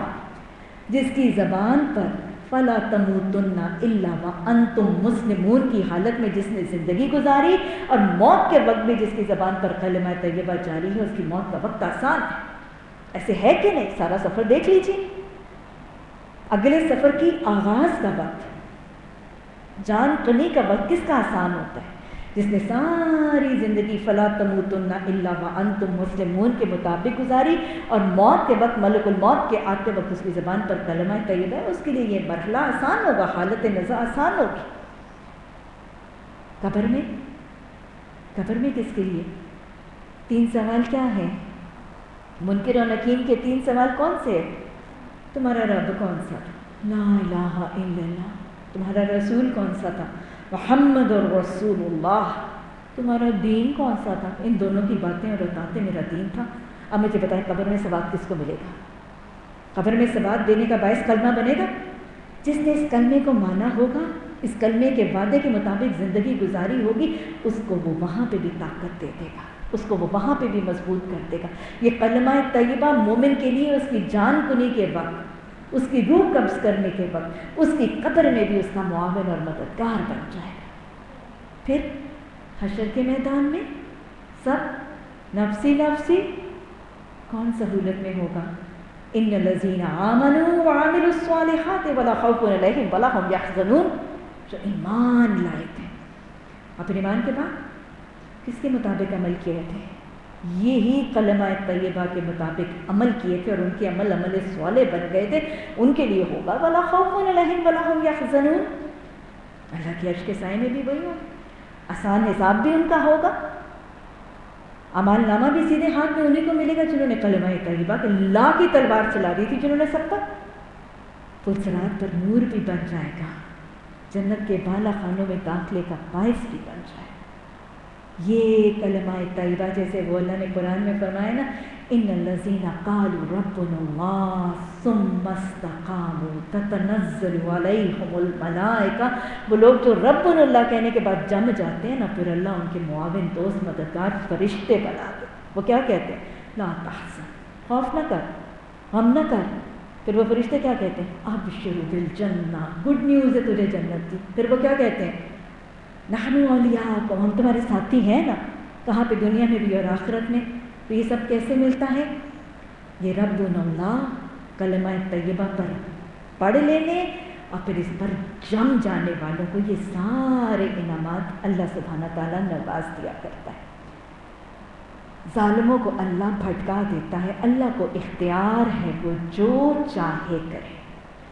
تم نے دیکھا ان لوگوں کو جنہوں نے اللہ کی نعمت پائی، یعنی اللہ نے ان کو کلمہ طیبہ دیا، قرآن حدیث کی پہچان دی، اتنی بڑی نعمت دی، انہوں نے کیا کیا؟ تم نے دیکھا ان لوگوں کو جنہوں نے اللہ کی نعمت پائی اور اسے کفران نعمت سے بدل ڈالا اور اپنی قوم کو بھی ہلاکت کے گھر میں جھونک دیا؟ وہ جہنم جس میں وہ جھل سے جائیں گے بدترین جائے قرار ہے. یہ کن کو مل رہی ہے؟ جن کو کلمہ طیبہ ملا تھا لیکن انہوں نے اس کلمے کی قدر نہیں کی تھی، اس کی اطاعت نہیں کی تھی، اس کے مطابق زندگی نہیں گزاری تھی. تو لہٰذا وہ خود بھی جہنم کے گڑھے میں ذلت اور پستی میں گرے. ان کو ثبات نہیں ملا تھا، نہ انہوں نے کلمے کو ثابت کیا اور نہ کلمے نے پھر ان کو ثبات دیا. جب ان کو ثبات نہیں ملا تو زمین سے ذلت اور رسوائی کے گڑھوں میں گرے، خود بھی گرے جہنم میں، اپنے گھر والوں کو اور اپنے گرد والوں کو بھی گرایا. اللہ کے کچھ ہمسر تجویز کر لیے تھے نا، وہ انہیں اللہ کے راستے سے بھٹکا دے. اسے کہہ دو اچھا مزے کر لو، آخر تمہیں پلٹ کر جانا تو دوزخ ہی میں. اللہم اجرنا من النار. اے نبی صلی اللہ علیہ وسلم، میرے جو بندے ایمان لائے ہیں ان سے کہہ دو، یعنی جو اس کلمے پہ جمتے ہیں وہ کیا کریں گے؟ صرف زبان سے پڑھیں گے کلمہ؟ نہیں. کلمہ پڑھنے کے بعد کیا کرو؟ ان سے کہہ دو نماز قائم کریں اور جو کچھ ہم نے ان کو دیا ہے اس میں سے کھلے چھپے راہ للہ خرچ کریں. کب کریں؟ مرنے کا وقت آئے گا نا تو کر لیں گے. کب کریں؟ قبل اس کے کہ وہ دن آ جائے جس میں خرید و فروخت نہیں ہوگی اور نہ ہی کوئی دوست نوازی ہوگی.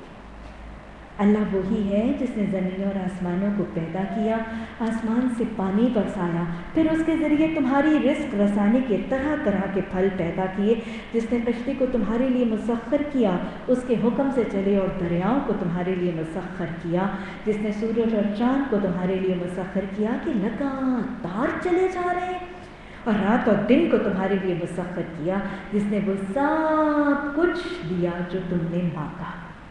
کیا اللہ سبحانہ تعالیٰ ہمیں صرف وہی کچھ دیتے ہیں جو میں نے اور آپ نے مانگا ہوتا ہے؟ بتائیں ذرا. اللہ آگے فرما رہے ہیں وَإِن تَعُدُّوا نِعْمَتَ اللَّهِ لَا تُحْصُوهَا. میں تو تمہیں اتنی نعمتیں دیتا ہوں کہ اگر شمار کرنا چاہو گے تم انہیں شمار نہیں کر سکو گے.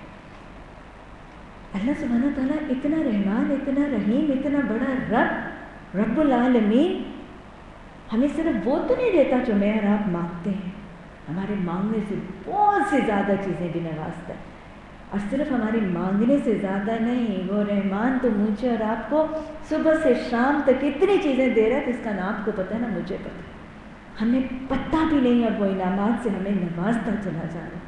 آپ کو پتہ ہے کہ آپ کے جگر میں یا آپ کے لبلبے میں یا آپ کے معدے میں یا آپ کے گردوں کے اندر کن کن سرگرمیوں کا ہونا ضروری ہے، یہاں وہ ہو رہی ہیں اور ہوتی چلی جا رہی ہے۔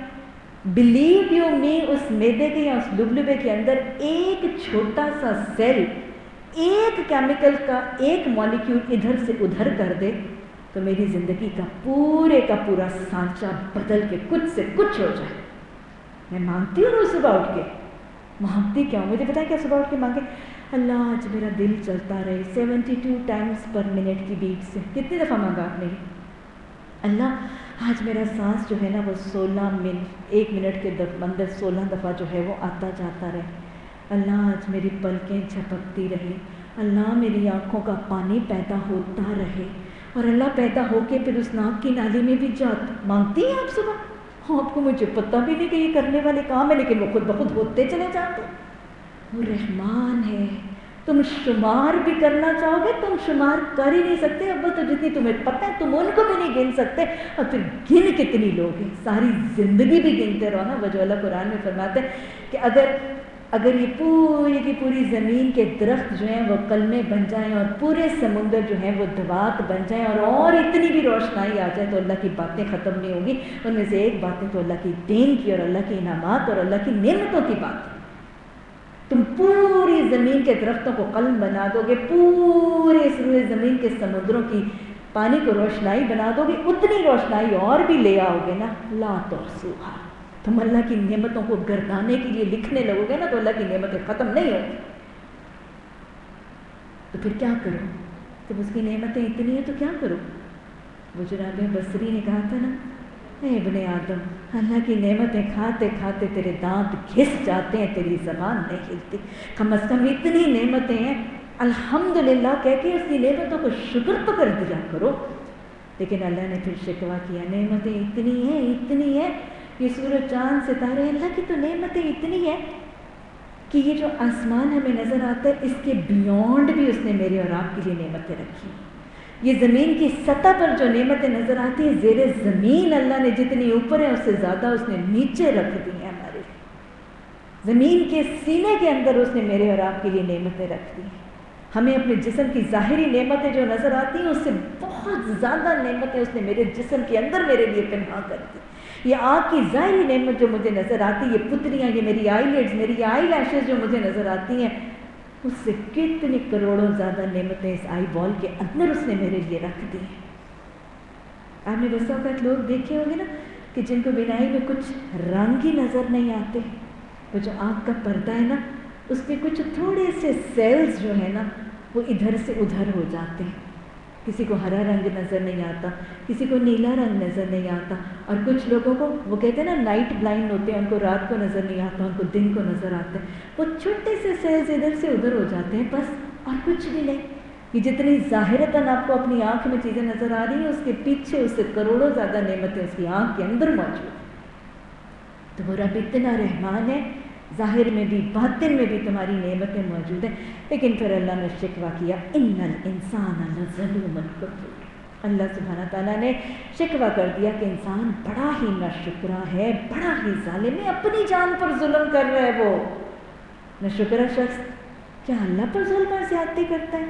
جو ناشکرا ہے وہ اپنے اوپر ظلم اور زیادتی کرتا ہے، اپنے ماحول کے اوپر ظلم اور زیادتی کرتی ہے۔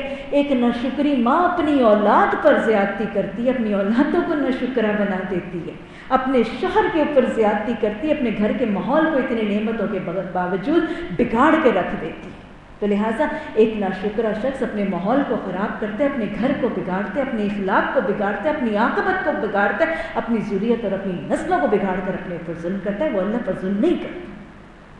اللہم اجعلنی صبورا واجعلنی شکورا۔ اب دیکھیں، جب کلمہ طیبہ کا ذکر ہو، توحید کا ذکر ہو، صبر اور شکر کا ذکر ہو، تو کس کا ذکر آنا لازم ہے؟ ہاں جی، سب سے بڑے توحید پرست حضرت ابراہیم مسلمن حنیفن وما کان من المشرکین، شرک کی نفی کی بات ہو تو وما کان من المشرکین کا ذکر تو آنا ہی ہے، توحید کا ذکر ہو تو یکسو مسلم حضرت ابراہیم علیہ السلام کا ذکر تو آنا ہی ہے۔ کون ہے جی؟ خلیل اللہ، نبیوں کی امامت نوازے گئے، انی جاعلک للناس اماما، میں آپ کو نبیوں کا امام بنانے والا ہوں۔ فکر کس کی آئی تھی؟ قال من ذریتی، اللہ مجھے تو امام بنا دیا، میری اولادوں کا کیا بنے گا؟ اللہ نے کیا کہا تھا؟ لا ینال عہد الظالمین، اگر اولادیں ظالم ہوں گی تو پھر میرا وعدہ امامت کا ان کو نہیں پہنچے گا۔ جب تک آپ کی اولادیں ظالم نہیں ہوں گی وعدہ منتقل ہوتا رہے گا۔ کس کو؟ حضرت اسماعیل کو بھی ملا، حضرت اسحاق کو بھی ملا، حضرت یعقوب کو بھی ملا، حضرت یوسف علیہ، لیکن جب اولادیں ظالم ہو گئی تو اللہ نے اپنا وعدہ لے لیا۔ تو یہی داستان ہے جو یہاں پہ بتائی جا رہی ہے۔ اس کی داستان حضرت ابراہیم علیہ السلام کی داستان۔ خلیل اللہ کا وقت 2100 سال قبل مسیح، 2100 BC، علاقہ عراق کا علاقہ، بستی کی بستی،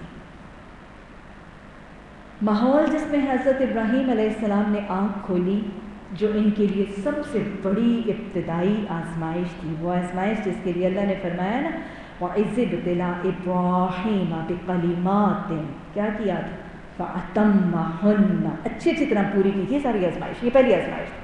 اس ماحول میں آنکھ کھولتے، بت پرستی کے ماحول، ایسا ماحول ہے کہ ٹوٹل آئیڈل ورشپ، ٹوٹل بت پرستی میں غرق ہے یہ پورا معاشرہ، پوری بستیوں کی بستیاں ڈوبی ہوئی ہیں۔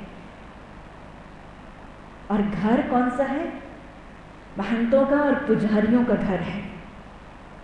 ان کے اپنے گھروں کے اندر وہ محنت اور ان کے اپنے گھروں کے اندر وہ پجاری ہیں۔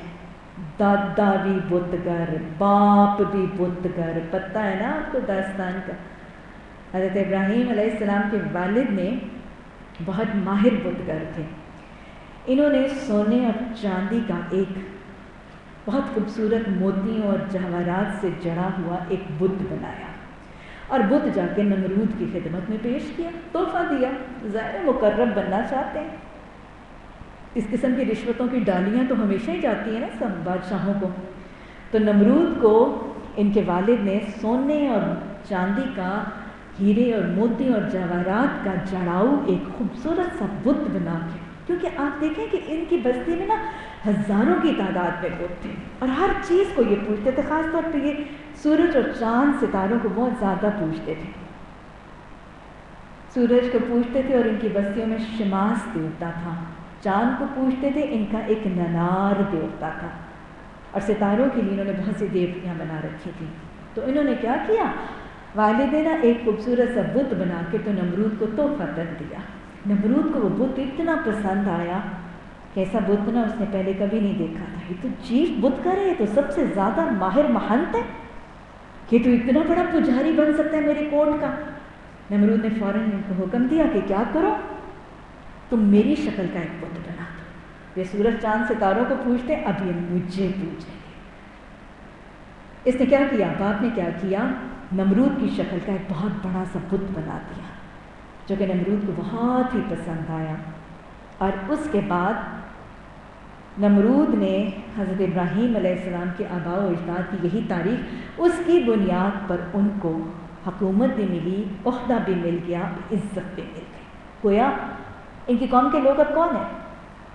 سرکاری سطح پر بھی بت گر ہیں، پجاری بھی ہیں، بہنت بھی ہیں، بت فروش بھی ہیں، بت بنانے والے بھی ہیں، اور پھر ماہر بت گر بھی ہیں۔ معاشرے میں بھی بت گری ہے، لیکن اس گھر کے تو نس نس میں، عضو میں، ایک ایک چیز میں بت گویا رچے بسے ہیں۔ ان کا کھانا پینا، اوڑھنا سونا جاگنا، ان کا فکر معاش، ان کا دھندا، ان کے کام، ان کی سرگرمیاں، ان کی عبادتیں تو چھوڑیں، ان کا سارا کچھ ان بتوں کے گرد گھومتا ہے۔ اس ماحول میں آپ کھولیے حضرت ابراہیم علیہ السلام۔ باقی معاشرہ تو دن کے کچھ وقت بتوں کی پوجا کرتا تھا نا، ان کی تو زندگیوں کا محور مرکز، ان کا اوڑھنا بچھونا، کھانا پینا، معاش بھی وہی ہے۔ ان کا عہدہ، اقتدار، عزت بھی یہی ہے. اگر ان بتوں کو تھامے رکھتے تو بڑی عزت پاتے ہیں، بڑا مال پاتے ہیں. ابھی تو کاروبار چمکا تھا، ابھی تو مقرب بارگاہ بنے تھے بادشاہ کے. لیکن سلیم فطرت تھے نا. جب سورج کو دیکھا تھا جس کو قوم پوجتی تھی، جس کے دیوتا بنے ہوئے تھے، چاند کو دیکھا تھا، ستاروں کی دیویوں کو دیکھا تھا نا، تو حقیقی چاند اور ستاروں کو دیکھ کر کیا حقیقت سمجھ میں آ گئی تھی؟ کیونکہ اللہ نے وعدہ الہی کی بنیاد پر پہچان تو دے رکھی ہے نا. جب ان چیزوں کو دیکھا تھا نا تو فوراً اس بات کی حقیقت سمجھ آ گئی تھی کہ یہ جو ڈوب جاتے ہیں نا، یہ جو غائب ہو جاتے ہیں، یہ جن پر زوال آ جاتا ہے، یہ معبود نہیں ہو سکتے. ہلکی سی بصیرت سے دیکھنے پر حضرت ابراہیم علیہ السلام کو بہت ہی چھوٹی سی عمر میں پتہ چلتا ہے، یہ بات سمجھ میں آ گئی تھی. ماں بھی ان کی بہت سلیم فطرت اور بہت دیندار خاتون تھیں. انشاءاللہ یہ ولادت کا قصہ میں پھر کسی اور موقع پر سناؤں گی. لیکن ماں کا اثر ضرور ہوتا ہے نا اولادوں پر. یہ وہی اثر تھا، سلیم فطرت بھی تھے اور ماں کی گود کا اثر تھا وہ جو پہچان گئے. اور جب وہ واقعہ آتا ہے نا، وہ جو ہم نے قرآن میں پڑھا کہ جب انہوں نے سورج کو دیکھا تھا، چاند کو دیکھا تھا، تو پھر اپنی ماں سے آ کے ذکر بھی کیا تھا اور پھر اللہ پر ایمان اور توحید پر جمے بھی تھے.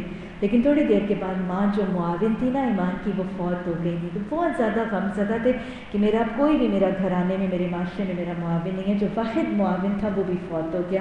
بالکل رسول اللہ صلی اللہ علیہ وسلم کے ایسی زندگی کے حالات ہیں. بہرحال جب دیکھا کہ یہ سورج چاند ستارے ان کو تو خود زوال ہے، ان کو تو خود قیام نہیں ہے، تو جب ان پر زوال آ جاتا ہے، جب یہ غائب ہو جاتے ہیں، جب یہ چلے جاتے ہیں، وہ اس وقت مالک کیسے ہو سکتے ہیں؟ وہ اس وقت خالق کیسے ہو سکتے ہیں؟ وہ اس وقت ربوبیت کیسے کر سکتے ہیں جب وہ حاضر نہیں؟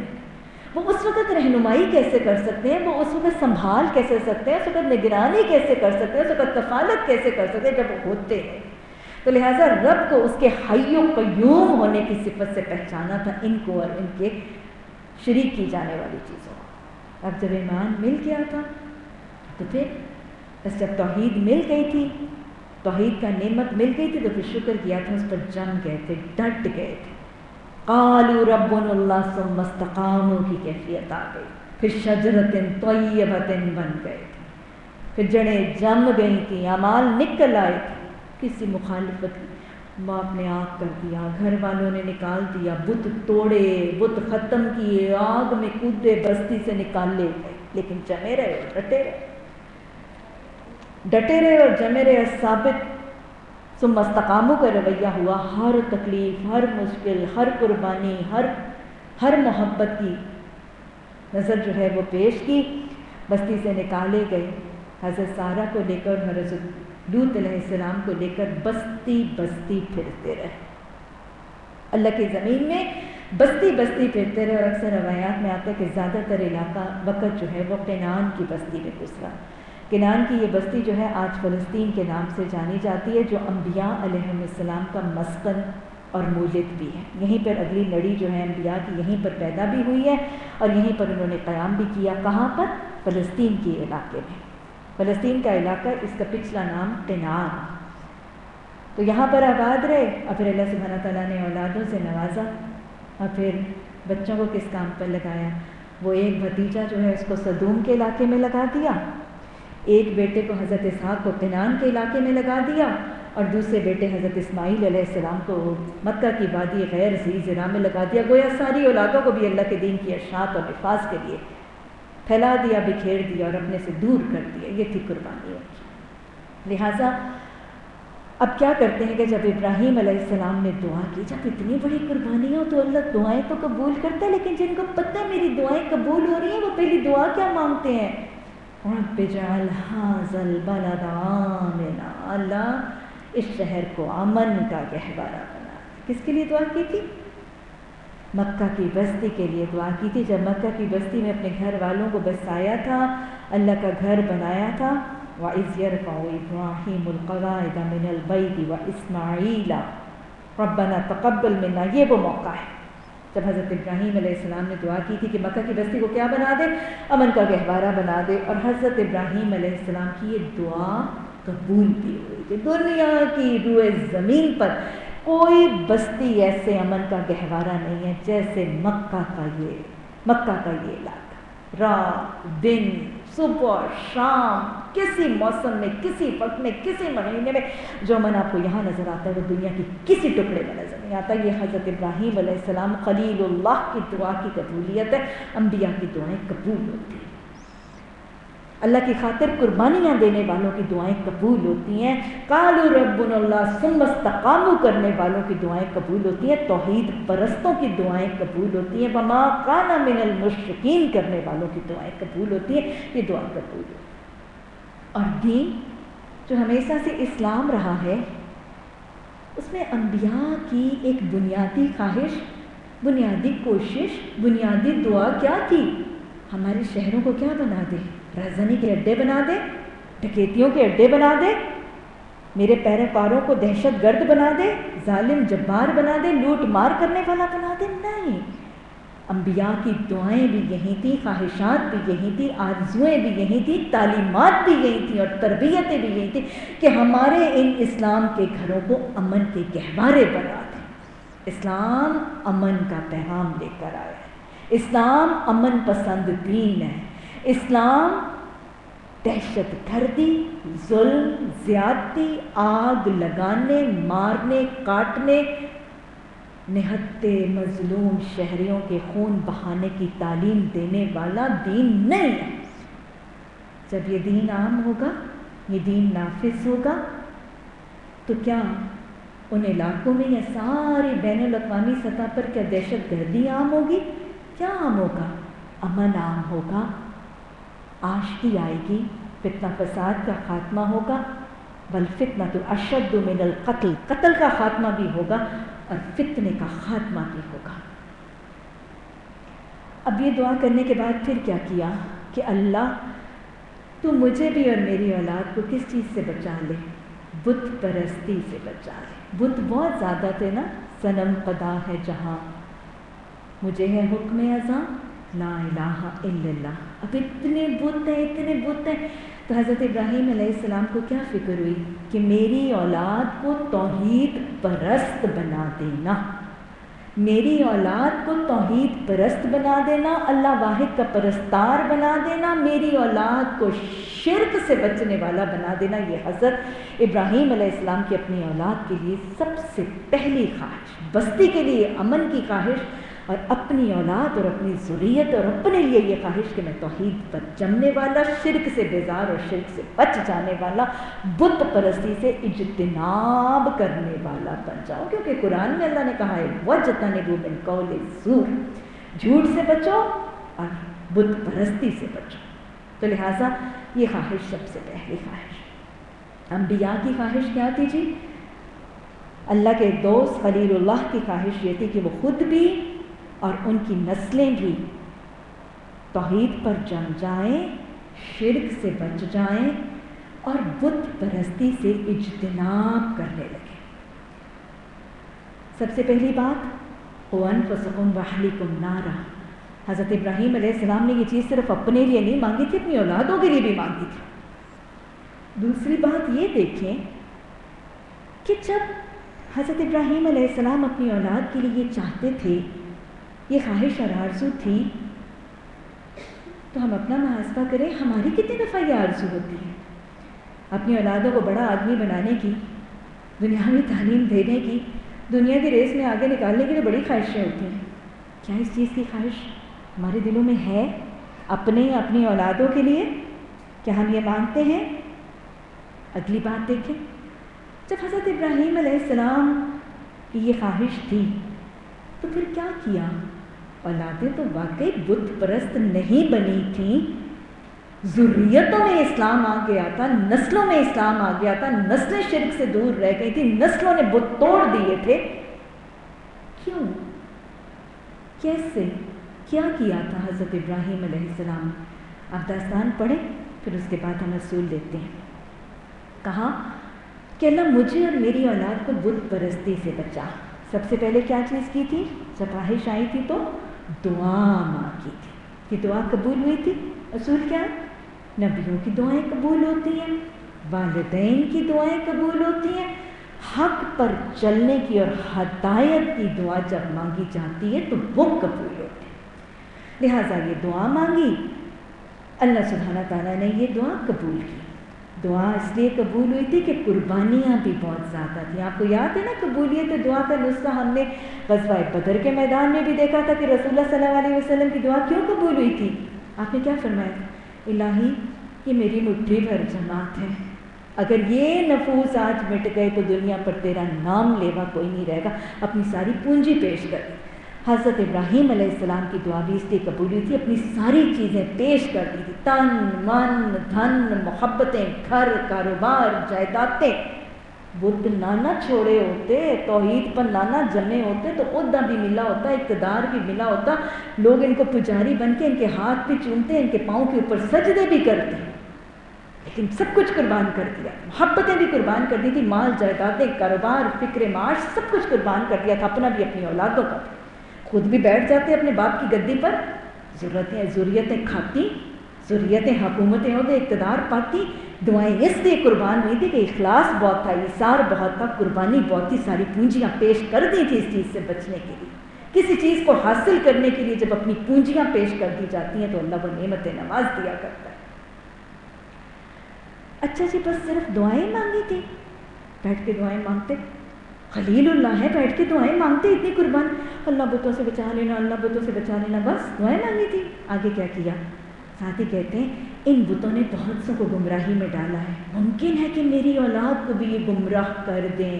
فکر بھی کیا تھا، فکر بھی کیا تھا، پریشان بھی ہوئے تھے، تڑپے بھی تھے، اور پھر اپنے اور اپنی اولاد کو کوئی بڑا نیکوکار سمجھ کے نا اپنے آپ کو شیطان کے فتنے اور وسوسے سے بلند نہیں سمجھا، ہمیں تو کچھ نہیں ہونے لگا، نہ سمجھ آیا، نہ تکبر کیا تھا، نہ اپنے آپ کو گھمنڈ کا شکار کر کے ان چیزوں سے بلند سمجھا تھا۔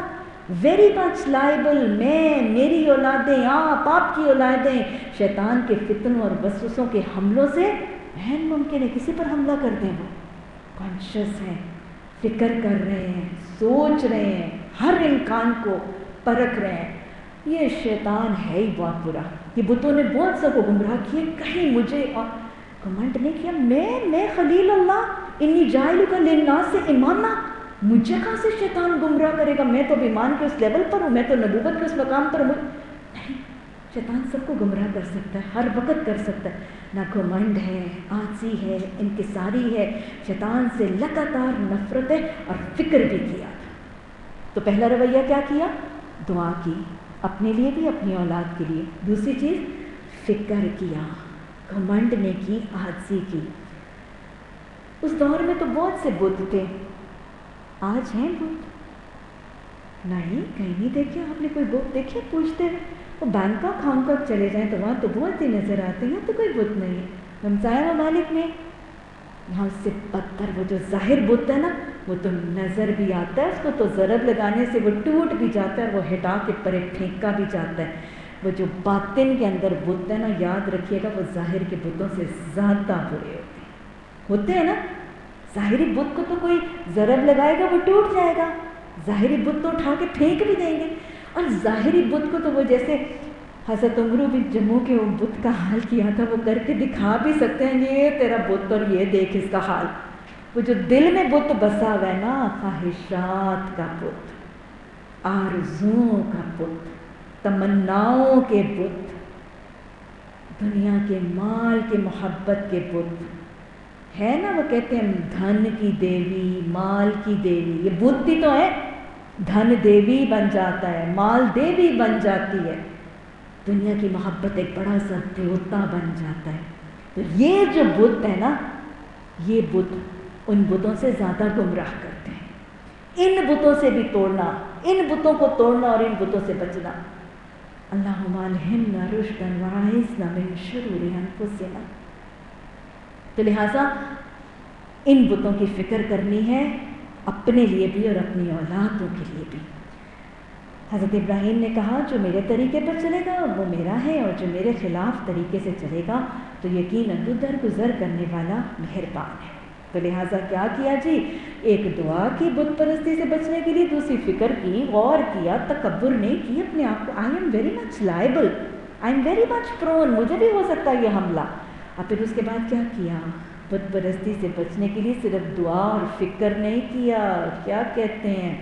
ربنا انی اسکنت من ذریتی بواد، اللہ پروردگار میں نے ایک بے آب و گیا وادی میں اپنی اولاد کے ایک حصے کو تیرے محترم گھر کے پاس لا بسایا ہے. سمجھ میں آئی ہے بات؟ بت پرستی سے بچنے کے لیے صرف دعائیں نہیں کی تھی، صرف فکر، ہائے میرے بچے کہیں بت پرستی نہ کرنے لگے، ہائے میرے بچے کہیں شرک نہ کرنے لگے، ہائے میرے بچے توحید. صرف فکر نہیں ہے، قربانی بہت بڑی ہے، کوشش بہت بڑی ہے، محنت بہت بڑی ہے، ایثار بہت بڑا تھا. اللہ اس توحید سے جمنے کے لیے، اللہ شرک سے بچانے کے لیے میں نے اپنی اولاد کو اس غیر آباد بستی میں ان بت پرستوں سے دور لا کے آباد کر دیا. میں نے ان کے ماحول کو بدل کے رکھ دیا. ان کو میں نے ان کی رزق کی فکر نہیں کی.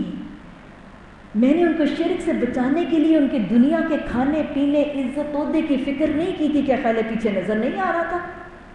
وہ باپ کی بتگری کی گدی کے اوپر لات مار کے آئے ہیں نا، مجھے کوئی کھانے پینے کی فکر نہیں ہے. صرف وہ نہیں کی تھی، بالکل بے آباد، بغیر پانی بغیر گھاس کے تنکے کی بستی میں آ کے آباد کر دیا تھا. بت پرستی سے بچ، قربانی بہت بڑی ہے، سیکریفائس بہت بڑی ہے. اور پھر ایک حصے کے تیرے محترم گھر کے پاس آباد کیا. اصول سمجھ میں آ رہا ہے؟ بچوں کو شرک سے بچانا چاہتے ہیں، خود شرک سے بچنا چاہتے ہیں، دعا کرنا ضروری ہے، فکر کرنا ضروری ہے، تکبر سے بچنا ضروری ہے، اللہ کی کبریائی دل میں ڈالنا ضروری ہے، اور پھر قربانیاں دینی ضروری ہے. اولادوں کے دلوں میں اور اپنے دلوں میں اللہ کے گھروں کی محبت ڈالنی ضروری ہے. اولادوں کو اللہ کے گھروں کا آباد کار بنانا ضروری ہے. اولادوں کو نماز کا پابند بنانا ضروری ہے. جس اللہ واحد کا پرستار بنانا چاہتے ہیں، اس رب کے آگے جھکنے کی تربیت دینا ضروری ہے. مسجد کا آباد گار بھی بنایا، مسجد کے قریب آباد بھی کیا، مسجد کے اندر نماز پڑھنے کے سلیقے ادب اور طریقے بھی سکھائے، اور اللہ کے دین پر جمنے کے لیے قربانیاں بھی دی. اگر آپ حضرت ابراہیم علیہ السلام کا طریقہ سورہ بقرہ میں دیکھتے ہیں نا، یہاں پر یہ باتیں سمجھ میں آ رہی ہیں. اس کے علاوہ کیا کیا تھا انہوں نے؟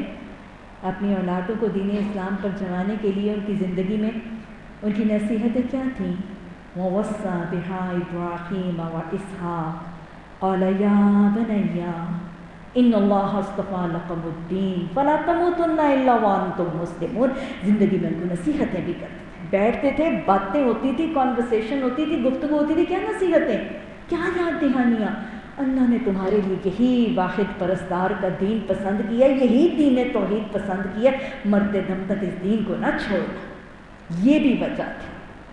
اور صرف زندگی میں نہیں، مرتے دم تک یہی نصیحتیں تھیں نسلوں کی.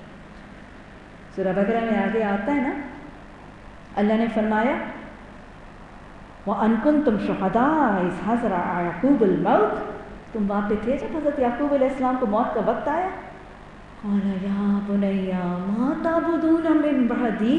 میرے بیٹے میں تو ساری زندگی تیرے لیے دعائیں کرتا رہا ہوں، تیرے لیے قربانیاں کرتا رہا ہوں، تجھے اللہ کے گھر کے پاس آباد کرتا رہا ہوں، تجھے گھروں کا آباد کار بناتا رہا ہوں، تمہیں اللہ کا نمازی فرما بردار بناتا رہا ہوں، تجھے ساری زندگی یہ نصیحتیں کرتا رہا ہوں. اب مرتے وقت بھی یہ فکر ہے ما تعبدون من بعدی، میرے بعد تو کس کی عبادت کرے گا. یہ وجہ تھی کہ اولادیں بت پرستی سے رک گئی. فکر اتنی تھی، نصیحت اتنی تھی، مرتے دم تک نصیحتیں یہ تھی، کوششیں اتنی تھی، قربانیاں اتنی تھی، دعائیں یہ تھی، اور لگاتار دعائیں جاری تھی. رزلٹ نظر آ گیا تھا نا. جب پوچھا تھا باپ نے تم کس کی عبادت کرو گے میرے بعد، اولادوں نے کیا کہہ دیا جن پر اتنا ایفرٹ ہوا؟ قالوا نعبد الہک، قالوا نعبد الہک وَإِلَٰهَ آبَائِكَ إِبْرَاهِيمَ وَإِسْمَاعِيلَ وَإِسْحَاقَ إِلَٰهًا وَاحِدًا نَحْنُ لَهُ مُسْلِمُونَ. یہ تھا نتیجہ. یہ نتیجہ چاہتے ہیں؟ یہ نتیجہ چاہتے ہیں کہ میری اولادیں مجھے میرے موت کے وقت یہ جواب دے دیں کہ جو رب کی تو اطاعت کرتی رہی ہے، جس کے مطابق تو نے زندگی گزاری ہے، جس کے مطابق تو مجھے ساری زندگی وصیت کرتی رہی ہے، میں بھی اسی رب کی اطاعت میں زندگی گزار کے میں نحن لہ مسلمون بن جاؤں گا۔ اگر یہ جواب اپنی اولادوں سے چاہتے ہیں تو پھر کیا کرنا ضروری ہے؟ حضرت ابراہیم علیہ السلام کا سا ایمان پیدا کرنا ضروری ہے، ان جتنی دعائیں کرنی ضروری ہے، توحید پر جمنے کی فکر کرنی ضروری ہے، تکبر کے لیے تکبر کو نکالنا ضروری ہے، اللہ کا شکر کرنا ضروری ہے، اپنی تن من دھن کی، اپنی اور اپنی اولادوں کے تن من دھن کی رزق کی قربانیاں دینی ضروری ہیں اگر اولاد کو واحد پرستار بنانا چاہتے ہیں۔ اور پھر اگر چاہتے ہیں کہ وہ اللہ واحد کے پرستار بن جائیں اور میری موت کے وقت مجھے وہ یہ جواب دیں کہ ہم تیرے ایک الہ کی عبادت کریں گے، تو ان کو نمازی بنانا ضروری ہے، ان کو مسجدوں کا آبادکار بنانا ضروری ہے، ان کو اٹھتے بیٹھتے یہ نصیحتیں کرنا ضروری ہے، اور ان کو موت کے وقت بھی وہی وصیت کرنا ضروری ہے۔ اللہ سبحانہ تعالیٰ ہمارے لیے حضرت ابراہیم علیہ السلام کے نمونے کو مشعل راہ بنا دے۔ اللہ سبحانہ تعالیٰ ہمیں بھی مسلم حنیف بنا دے۔ اللہ سبحانہ تعالیٰ ہمیں وہ کیفیت ومکانہ من المشرکین سب کو عطا فرما دے۔ اللہ شرک کی پہچان بھی عطا فرما اور شرک سے اجتناب ہم سب کے لیے آسان اور سہل بنا دے۔ اچھا جی، جب یہ شرک سے معاملہ بچنے کے لیے اور توحید پر جمنے کے لیے تو یہ طریقہ اختیار کیا، لیکن ساتھ اللہ نے کیا، حضرت ابراہیم نے کیا کہا؟ میں نے اپنی اولادوں کو اتنی بے آباد بستی میں آباد کیا ہے کیونکہ وہ تیرے گھر کے پاس ہوں۔ اتنی بڑی قربانی کس کام کے لیے دی تھی؟ اس لیے کیا ہے کہ یہ نمازی بن جائے، یہ نماز قائم کرنے لگے۔ اولادوں کو نمازی بنانے کے لیے کتنی بڑی قربانی دے رہے ہیں حضرت ابراہیم علیہ السلام۔ اس لیے تو ان کی اولادوں کے اندر، ان کی ذریت کے اندر عبادت گزار، اللہ کے فرما بردار پیدا ہو گئے تھے۔ اسرائیل اٹھا لیے گئے تھے ان کی نسلوں میں، اللہ کے بندے اٹھا لیے گئے تھے ان کی نسلوں میں۔ اللہ نے ان کی ذریت کو قرآن کی تعلیمات سے نواز دیا تھا، اللہ نے اپنی آسمانی کتابوں کو نوازنے کے لیے ان کی نسلوں کو چن لیا تھا۔ نماز کے قیام کے لیے بہت بڑی قربانی دے رہے ہیں، بہت بڑی قربانی دے رہے ہیں۔ وہ بڑھاپے کی اولاد اس کو پکڑ کے بالکل غیر آباد بستی میں، نہ پانی کا قطرہ ہے، نہ چرندہ، نہ پرندہ، نہ چڑیا ہے، نہ گھاس کا تنکا ہے، اس بستی میں اٹھا کے جا کے حضرت ہاجرہ کو، حضرت اسماعیل علیہ السلام کو چھوڑ آئے تھے۔ کتنی بڑی قربانی دی تھی کس کام کے لیے؟ اللہ کہ ہاں تیرا گھر بننا ہے نا، اس کے پاس ہی میری اولاد ہوگی، یہ نمازی بن جائے گی۔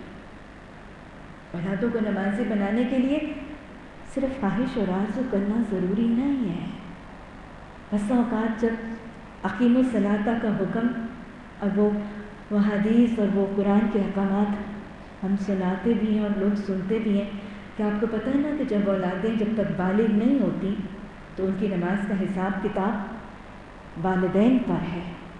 اگر باپ گھر میں ہے اور اولاد نماز نہیں پڑھتی تو اس کے سوال، نماز کی لا ادائیگی کا سوال باپ سے، اور اگر باپ نہیں ہے تو جیسے حدیث میں آتا ہے کہ تم میں سے ہر شخص راعی ہے، مرد اپنے گھر کا راعی ہے، اور مرد کی غیر موجودگی میں بیوی اس کی کیا ہے، اس کے گھر کی راعیہ ہے۔ تو شوہر گھر میں نہیں ہے تو ماں سے اس کی اولاد کی نماز، وہ جو بالغ نہیں ہے اس کی نماز کا سوال ہوگا، اور نابالغ اولاد اگر نماز نہیں پڑھتی تو اس کا گناہ ماں پر منتقل ہوگا۔ ایسی حدیث جب بتائی جاتی ہیں، سنائی جاتی ہیں اور یہ تعلیمات لوگوں تک پہنچائی جاتی ہیں تو پھر لوگ تڑپ تڑپ کر آتے ہیں اور مائیں کہتی کچھ نسخہ بتا دے، کوئی وظیفہ بتا دے کہ میری اولادیں نمازی بن جائیں۔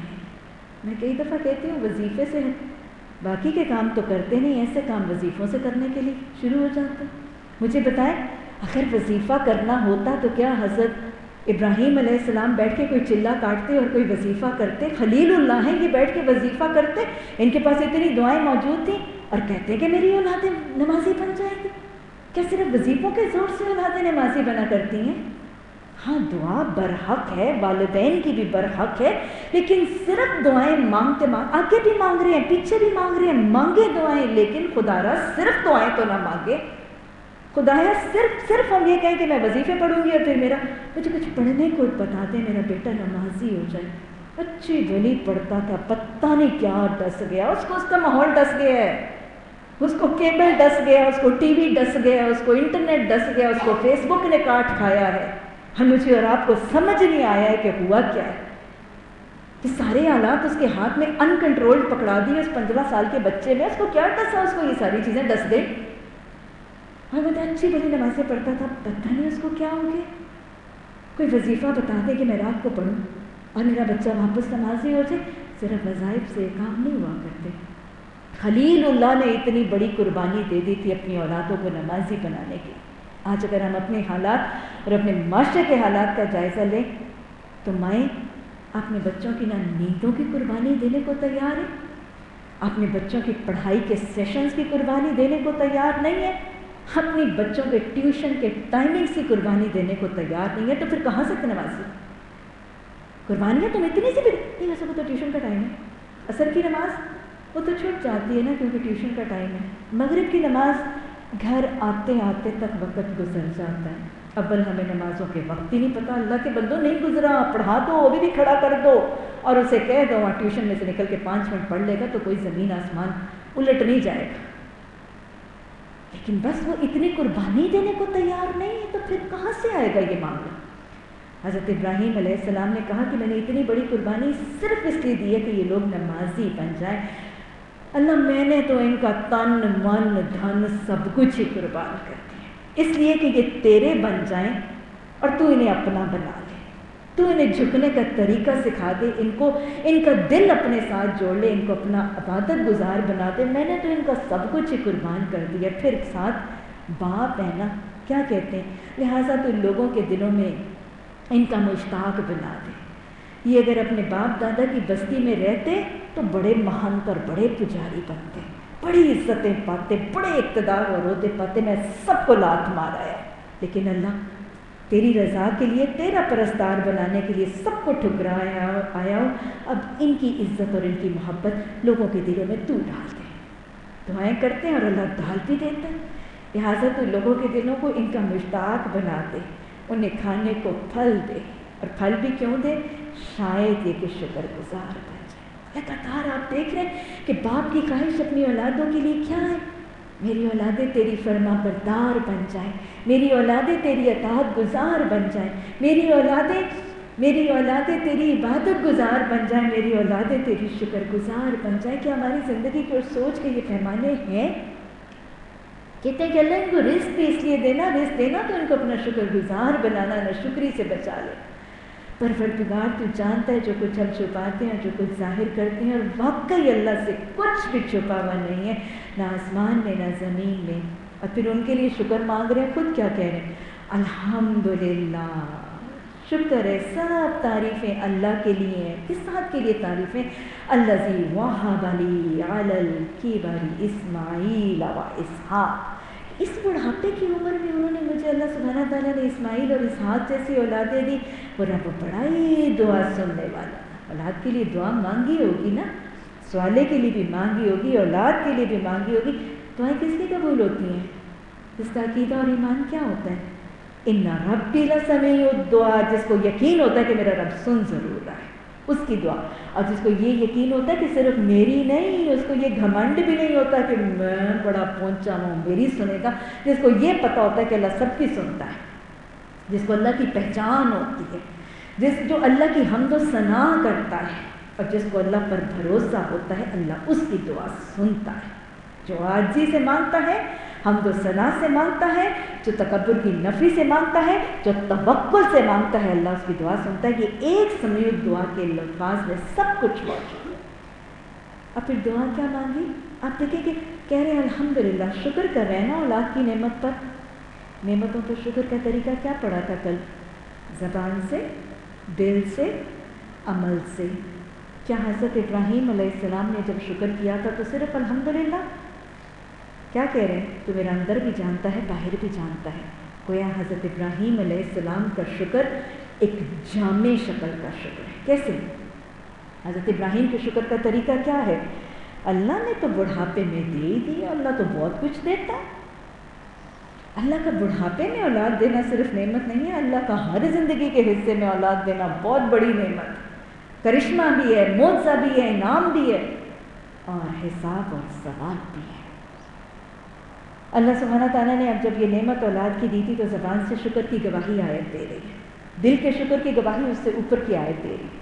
عمل سے شکر کیسے کیا تھا حضرت ابراہیم نے؟ عمل سے شکر کیا ہوتا ہے؟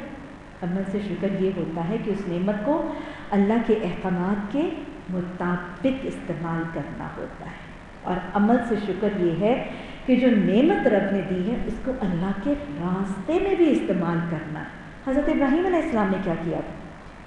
اولاد کی نعمت جب دی تھی اس اولاد کو کیسا بنایا تھا؟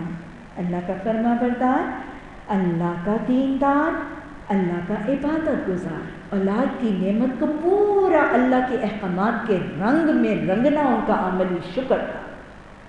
دوسرا عملی شکر کیا تھا؟ اللہ کے راستے میں خرچ کرنا۔ کیا کیا؟ انہوں نے صرف خرچ ہی نہیں، انہوں نے تو وقف اللہ کر دیا تھا اپنی اولاد۔ اپنے بھتیجے کو صدوم کے علاقے میں جا لوط علیہ السلام کو کہا تھا جا صدوم کے لوگوں کو اللہ کی پہچان دے، ان کو اللہ خالق کی پہچان دے۔ حضرت اسحاق کو کنعان کے علاقے میں بٹھا دیا تھا، حضرت اسماعیل کو مکہ کی بستی میں آباد کر دیا تھا۔ یہ کیا ہے؟ یہ عملی شکر ہے۔ وہ خالق اولاد دے رہے، اس اولاد کو پہلے اللہ کے احکامات کے مطابق تربیت اور رنگ دیا جا رہا ہے، یہ عملی شکر ہوتا ہے اولادوں کا۔ اور پھر اللہ اولاد دے رہے، اس اولاد کو ساری کی ساری اولاد کو اس رب کی خاطر، اس کے دین کی سربلندی کی خاطر، میرے بچوں نہ مجھے تمہارے رزق کی فکر ہے، نہ تمہاری عزت کی فکر ہے، نہ تمہارے عہدے جائیدادوں کی فکر ہے، نہ تمہاری گدیوں کی فکر ہے، مجھے فکر ہے تو صرف یہ ہے کہ تم بت پرستی سے بچ جاؤ اور اللہ واحد کے پرستار بن کے اس کے دین کے علم بردار اور اس کے تبلیغ کرنے والے پھیل جاؤ ساری بستیوں میں۔ یہ ہے عملی شکر کا طریقہ۔ اللہ جب اولادیں دیتا ہے تو خلیل اللہ کے عملی شکر کا نمونہ میرے اور آپ کے لیے یہی ہے۔ اللہم اجعلنی صبورا واجعلنی شکورا۔ پھر دعا کرتے ہیں رب اجعلنی مقیم الصلاۃ۔ ایک فکر بہت ہی زیادہ ہے، توحید پر جمنے کی فکر کے ساتھ ایک دعا بہت زیادہ ہے، توحید پر جمے گا بھی بندہ تبھی۔ وہ ایک سجدہ جو تجھ پہ ہے گراں، وہ کیا کرتا ہے؟ وہی تو شرک سے بچاتا ہے، وہی تو شرک سے بچاتا ہے، اسی لیے تو اس کے آگے سجدہ ریز ہونے کی بار بار دعائیں۔ یاد رکھیے گا کہ توحید، شرک اور نماز، یہ تینوں چیزیں آپس میں نا انٹریکیٹلی گندی ہوئی ہیں۔ توحید پر جمنا چاہتے ہیں، شرک سے بچنا چاہتے ہیں تو اللہ کے آگے جھکنا اور نماز پر قائم ہونا ضروری ہے۔ اسی لیے تو اللہ اپنے حق میں سے پہلا حق، اللہ کا حق پہلا کیا ہے؟ دین کا پہلا رکن کیا ہے؟ توحید۔ یہی پہلا سوال ہوگا، میرا پہلا حق کتنا پورا کر کے آئے۔ بس یہی تو سب سے بڑا گناہ، ان الشرک لظلم عظیم۔ یہ شرک پر توبہ کیے بغیر اگر کوئی جائے گا نا تو اللہ اس کو معاف نہیں کرے گا۔ شرک سے بچنے کے لیے نماز ہے، اس لیے نماز کا سوال ہے۔ مجھے نماز قائم کرنے والا بنا دے، اور میری اولاد میں سے بھی ایسے لوگ اٹھا جو یہ قائم کریں۔ رب اجعلنی مقیم الصلاۃ ومن ذریتی، رب اجعلنی مقیم الصلاۃ ومن ذریتی، رب اجعلنی مقیم الصلاۃ ومن ذریتی۔ پروردگار میری دعا قبول کر۔ دعا اصرار سے بھی کی جاتی ہے، ضد سے بھی کی جاتی ہے۔ اللہ کے آگے جیسے کہتے ہیں نا اللہ کر میں تجھ سے قبول کروا کے جاؤں گا، ایک محبت کا انداز ہے، ایک اعتماد کا انداز ہے۔ اللہ میری دعا قبول کر۔ اور پھر دعا کرتے ہیں پروردگار مجھے اور میرے والدین کو، سب ایمان لانے والوں کو کیا کر؟ فکریں کیا ہیں جی؟ ان کی فکریں بھی تو فرق ہیں۔ فکریں کیا ہیں؟ ان کو دنیا کی فکر نہیں ہے، ان کو فکر آخرت، یوم الحساب کی فکر ان کی فکر ہے۔ اور پھر فکر کس کس کے لیے؟ صرف اپنے لیے۔ فکروں کا پیمانہ بھی دیکھ لیجیے اور فکروں کا دائرہ بھی دیکھ لیجیے۔ نہ خود غرض ہے، نہ من پسند ہے، نہ سیلفش ہے، نہ کنسیٹڈ ہے۔ فکر کا پیمانہ یہ ہے کہ قیامت کی فکر، دنیا کی فکر نہیں ہے۔ دنیا کی تو ساری چیزوں کو، فکروں کو لات مار کے آ گئے، اور فکر آخرت ہے۔ اور پھر وہ فکر آخرت میں بھی خود پسند نہیں ہے، حریص نہیں ہے، اپنی بھی فکر ہے، والدین کی بھی فکر ہے۔ اور پھر والدین کے ساتھ آپ دیکھیں وسعت نظر، للمؤمنین یوم یقوم، تو سارے ایمان لے آئے اللہ پر، سب کی بخشش کر۔ وسعت نظر ہے، کشادگی ہے، دل کا کھلا ہونا ہے. میں دعائیں مانگنے بیٹھی ہوں تو صرف اپنے لیے کیوں نہ مانگوں، سب کے لیے کیوں نہ مانگوں. اللہ سبحانہ تعالیٰ ہمیں حضرت ابراہیم علیہ السلام کے نمونے کو اپنے لیے مشرِ راہ اور اپنے لیے رہبر اور رہنما بنانے کی توفیق عطا فرمائے. اب یہ ظالم لوگ جو کچھ کر رہے ہیں، اللہ کو تم اس سے غافل نہ سمجھو. اللہ تو انہیں ڈھیل دے رہا ہے اس دن کے لیے جب حال یہ ہوگا کہ آنکھیں پھٹی کی پھٹی رہ جائیں گی. تم نے ابھی تک اتنا خوبصورت تمہیں میں نے نمونہ سکھایا، ابھی تمہیں اللہ واحد کی پہچان نہیں آئی. اطیعوا اللہ و اطیعوا رسول صلی اللہ علیہ وسلم پر نہیں جمے. اچھا جو ابھی تک نہیں جمے دیکھ لو پھر ان کا مستقبل میں حال کیا ہونے والا ہے. آنکھیں پھٹی کی پھٹی رہ جائیں گی، سر اٹھائے بھاگے چلے جا رہے ہوں گے، نظریں اوپر جمی ہوں گی، دل اڑے جا رہے ہوں گے. اے محمد صلی اللہ علیہ وسلم اس دن سے تم انہیں ڈراؤ جب کہ عذاب انہیں آ لے گا.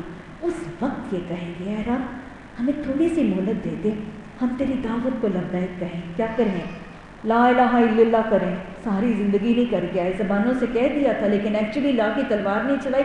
تھوڑا سا ٹائم دے دیں. 80 سال 90 سال 75 سال زندگی میں گزار کے آئے ہوں گے، اب کیا کہیں گے؟ ساری زندگی جوانی کے سال میں گزاری، عمر کے سال میں گزاری. اچھا گزارے، اب تھوڑا سا ٹائم دے دیں. یہاں تھوڑا سا ٹائم اس کی باتیں سننے کو بھی دینے کو تیار. کہیں آ کے قرآن کی بات سن لو، حدیث کی بات سن لو، سمجھ کے تو دیکھو یہ کہتا کیا ہے. ابھی سننے کا بھی ٹائم نہیں ہے. اس دن کیا کہیں گے؟ تھوڑا سا ماننے کا ٹائم دے دیں، تھوڑا سا ہمیں وقت دے دے، ہم تیری دعوت پر لبیک کہیں اور رسولوں کی پیروی کریں. مگر انہیں صاف جواب دے دیا جائے گا کیا تم وہی لوگ نہیں ہو جو اس سے پہلے قسمیں کھا کھا کر کہتے تھے کہ ہمیں تو کبھی زوال ہی نہیں آنا تھا، اتنے تم اکڑ کرتے تھے. حالانکہ تم ان قوموں کی بستیوں میں رہ چکے تھے جن کو زوال آنا تم نے دیکھا تھا. تم ان کی قوموں کی بستیوں میں رہ چکے تھے جنہوں نے اپنے اوپر ظلم کیا تھا اور دیکھ چکے تھے کہ ہم نے ان کے ساتھ کیا سلوک کیا اور ان کی مثالیں دے دے کر ہم نے تمہیں سمجھایا بھی تھا. انہوں نے اپنی ساری چالیں چل دی مگر ان کی ہر چال کا توڑ اللہ کے پاس تھا. اللہ آج بھی جو دین کے خلاف رسول اللہ صلی اللہ علیہ وسلم کی شان میں گستاخی کرنے کے لیے، تیری دین میں رکاوٹیں ڈالنے کے لیے، تیری دین کی اشاعت کرنے والوں کی زندگیاں اور راستے تنگ کرنے کے لیے اللہ جو راستے چل رہے ہیں، اللہ ان کی چالوں کا بھی توڑ کر دے. اللہ ان کی جو اتنی پہاڑوں کو ٹالنے والی غضبناک چالیں ہیں، اللہ تو اپنی بہترین چالیں چل کر ان کی چالوں کو انہیں پر الٹا دے. اللہ ملت کے مسلمانوں کا محافظ بن جا. اللہ ملت کے لوگوں کو متحد کر دے. اللہ ہمیں ایک کر دے. اللہ ہمیں نیک کر دے. اللہ ہمیں رسول اللہ صلی اللہ علیہ وسلم کی عزت، آپ کے دین، آپ کی ان تعلیمات کی حفاظت اور نفاذ کا علم بردار بنا دے. بس نبی صلی اللہ علیہ وسلم تم ہرگز یہ گمان نہ کرو کہ اللہ کبھی اپنے رسولوں سے کیے ہوئے وعدوں کے خلاف کرے گا. اللہ زبردست اور انتقام لینے والا ہے. اب انتقام وہ کیسے لے گا؟ ڈراؤ انہیں اس دن سے جب کہ زمین اور آسمان بدل کر کچھ سے کچھ کر دیے جائیں گے. عذاب کے ساتھ اللہ واحد القہار کے سامنے بے نقاب ہو جائے. اس روز تم مجرموں کو دیکھو. یہ دنیا کے مجرم، امریکہ کے مجرموں کا تو جو حال ہوتا ہے نا وہ ہوتا ہی ہے. یہ کس کے مجرم ہے؟ احکم الحاکمین، اللہ واحد القہار کے مجرم ہے. جب اس کے سامنے آئیں گے تو پھر اللہ کیا کرے؟ اس روز تم مجرموں کو دیکھو گے زنجیروں میں ہاتھ پاؤں جکڑے ہوئے. قید کا بھی تو عذاب ہے نا، آپ کو پتہ ہے جکڑے جانے کا اور قید کا عذاب. بذات خود قید کیا جانا، جکڑے جانا، آج لوہے کی زنجیروں میں اور سلاخوں میں قید کیا جاتا ہے، وہ کتنا تکلیف دہ اور کتنا اذیت ناک ہوتا ہے. آپ کو پتہ ہے جہنم کی یہ قیدیں کس کی ہوں گی؟ کوٹھڑیاں کس کی ہیں؟ آگ کی ہیں. سلاخیں کس کی ہیں؟ وہ بھی آگ کی ہیں. توق بھی آگ کے ہیں، لگامیں بھی آگ کی ہیں، ہتکڑیاں بھی آگ کی ہیں، بیڑیاں بھی آگ کی ہیں اور یہ زنجیریں بھی آگ. قید بھی ہے اور قید کے آلات سارے آگ کے ہیں. اللہم اجرنا من النار. زنجیروں میں ان کے ہاتھ پاؤں جکڑے ہوں گے. ہاتھ پاؤں جکڑ کے باندھ کے پھر کیا کیا جائے گا؟ لباس کون سا پہنا دیا جائے گا؟ تارکول کے لباس پہنے ہوں گے.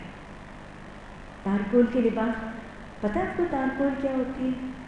کہ وہ سڑکیں بناتے ہیں نا تو وہ بڑے بڑے کنستروں کے اندر وہ کالا سیاہ جمع ہوا مادہ ہوتا ہے، پھر اس کے نیچے کیا کیا جاتا ہے؟ بنتی ہوئی دیکھیے نا آپ کے، وہ بڑے بڑے اتنے بڑے بڑے کنستر اور وہ ہوتے ہیں ڈبے اور ڈرم، اس کے اندر وہ کالا سیاہ جمع ہوا مادہ ہوتا ہے، اس کے نیچے آگ دہکائی جاتی ہے اور پھر وہ پگھلا ہوا بن جاتا ہے۔ یہ وہ تار کول ہے جو سڑکوں پہ، اب ایسا اوقات آپ نے دیکھا ہوگا کہ جب وہ گرمیوں کی دھوپ ہوتی ہے نا، دوپہر جون جولائی کی جو گرمیاں اور دوپہر ہوتی ہے، اس میں یہ سڑکوں کی تارکول اتنی چپک جاتی ہے کہ بسا اوقات وہ جوتوں کے تلووں کو بھی لگ جاتی ہے۔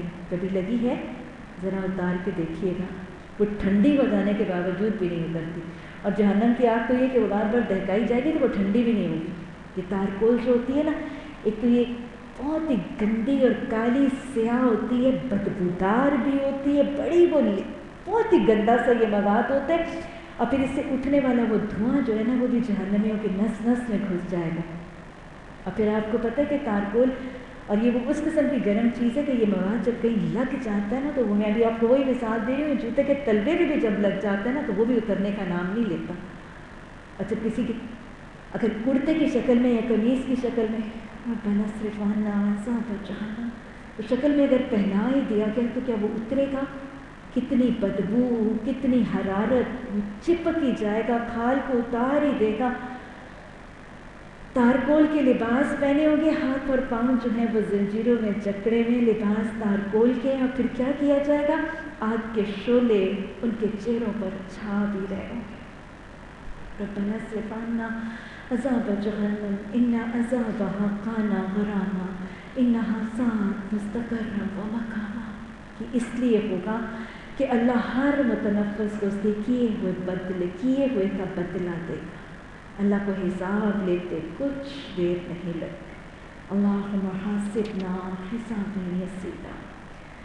یہ ایک پیغام ہے سب انسانوں کے لیے، اور یہ بھیجا گیا ہے اس لیے کہ ان کو اس کے ذریعے سے خبردار کر دیا جائے اور وہ جان لیں۔ کیا جان لیں؟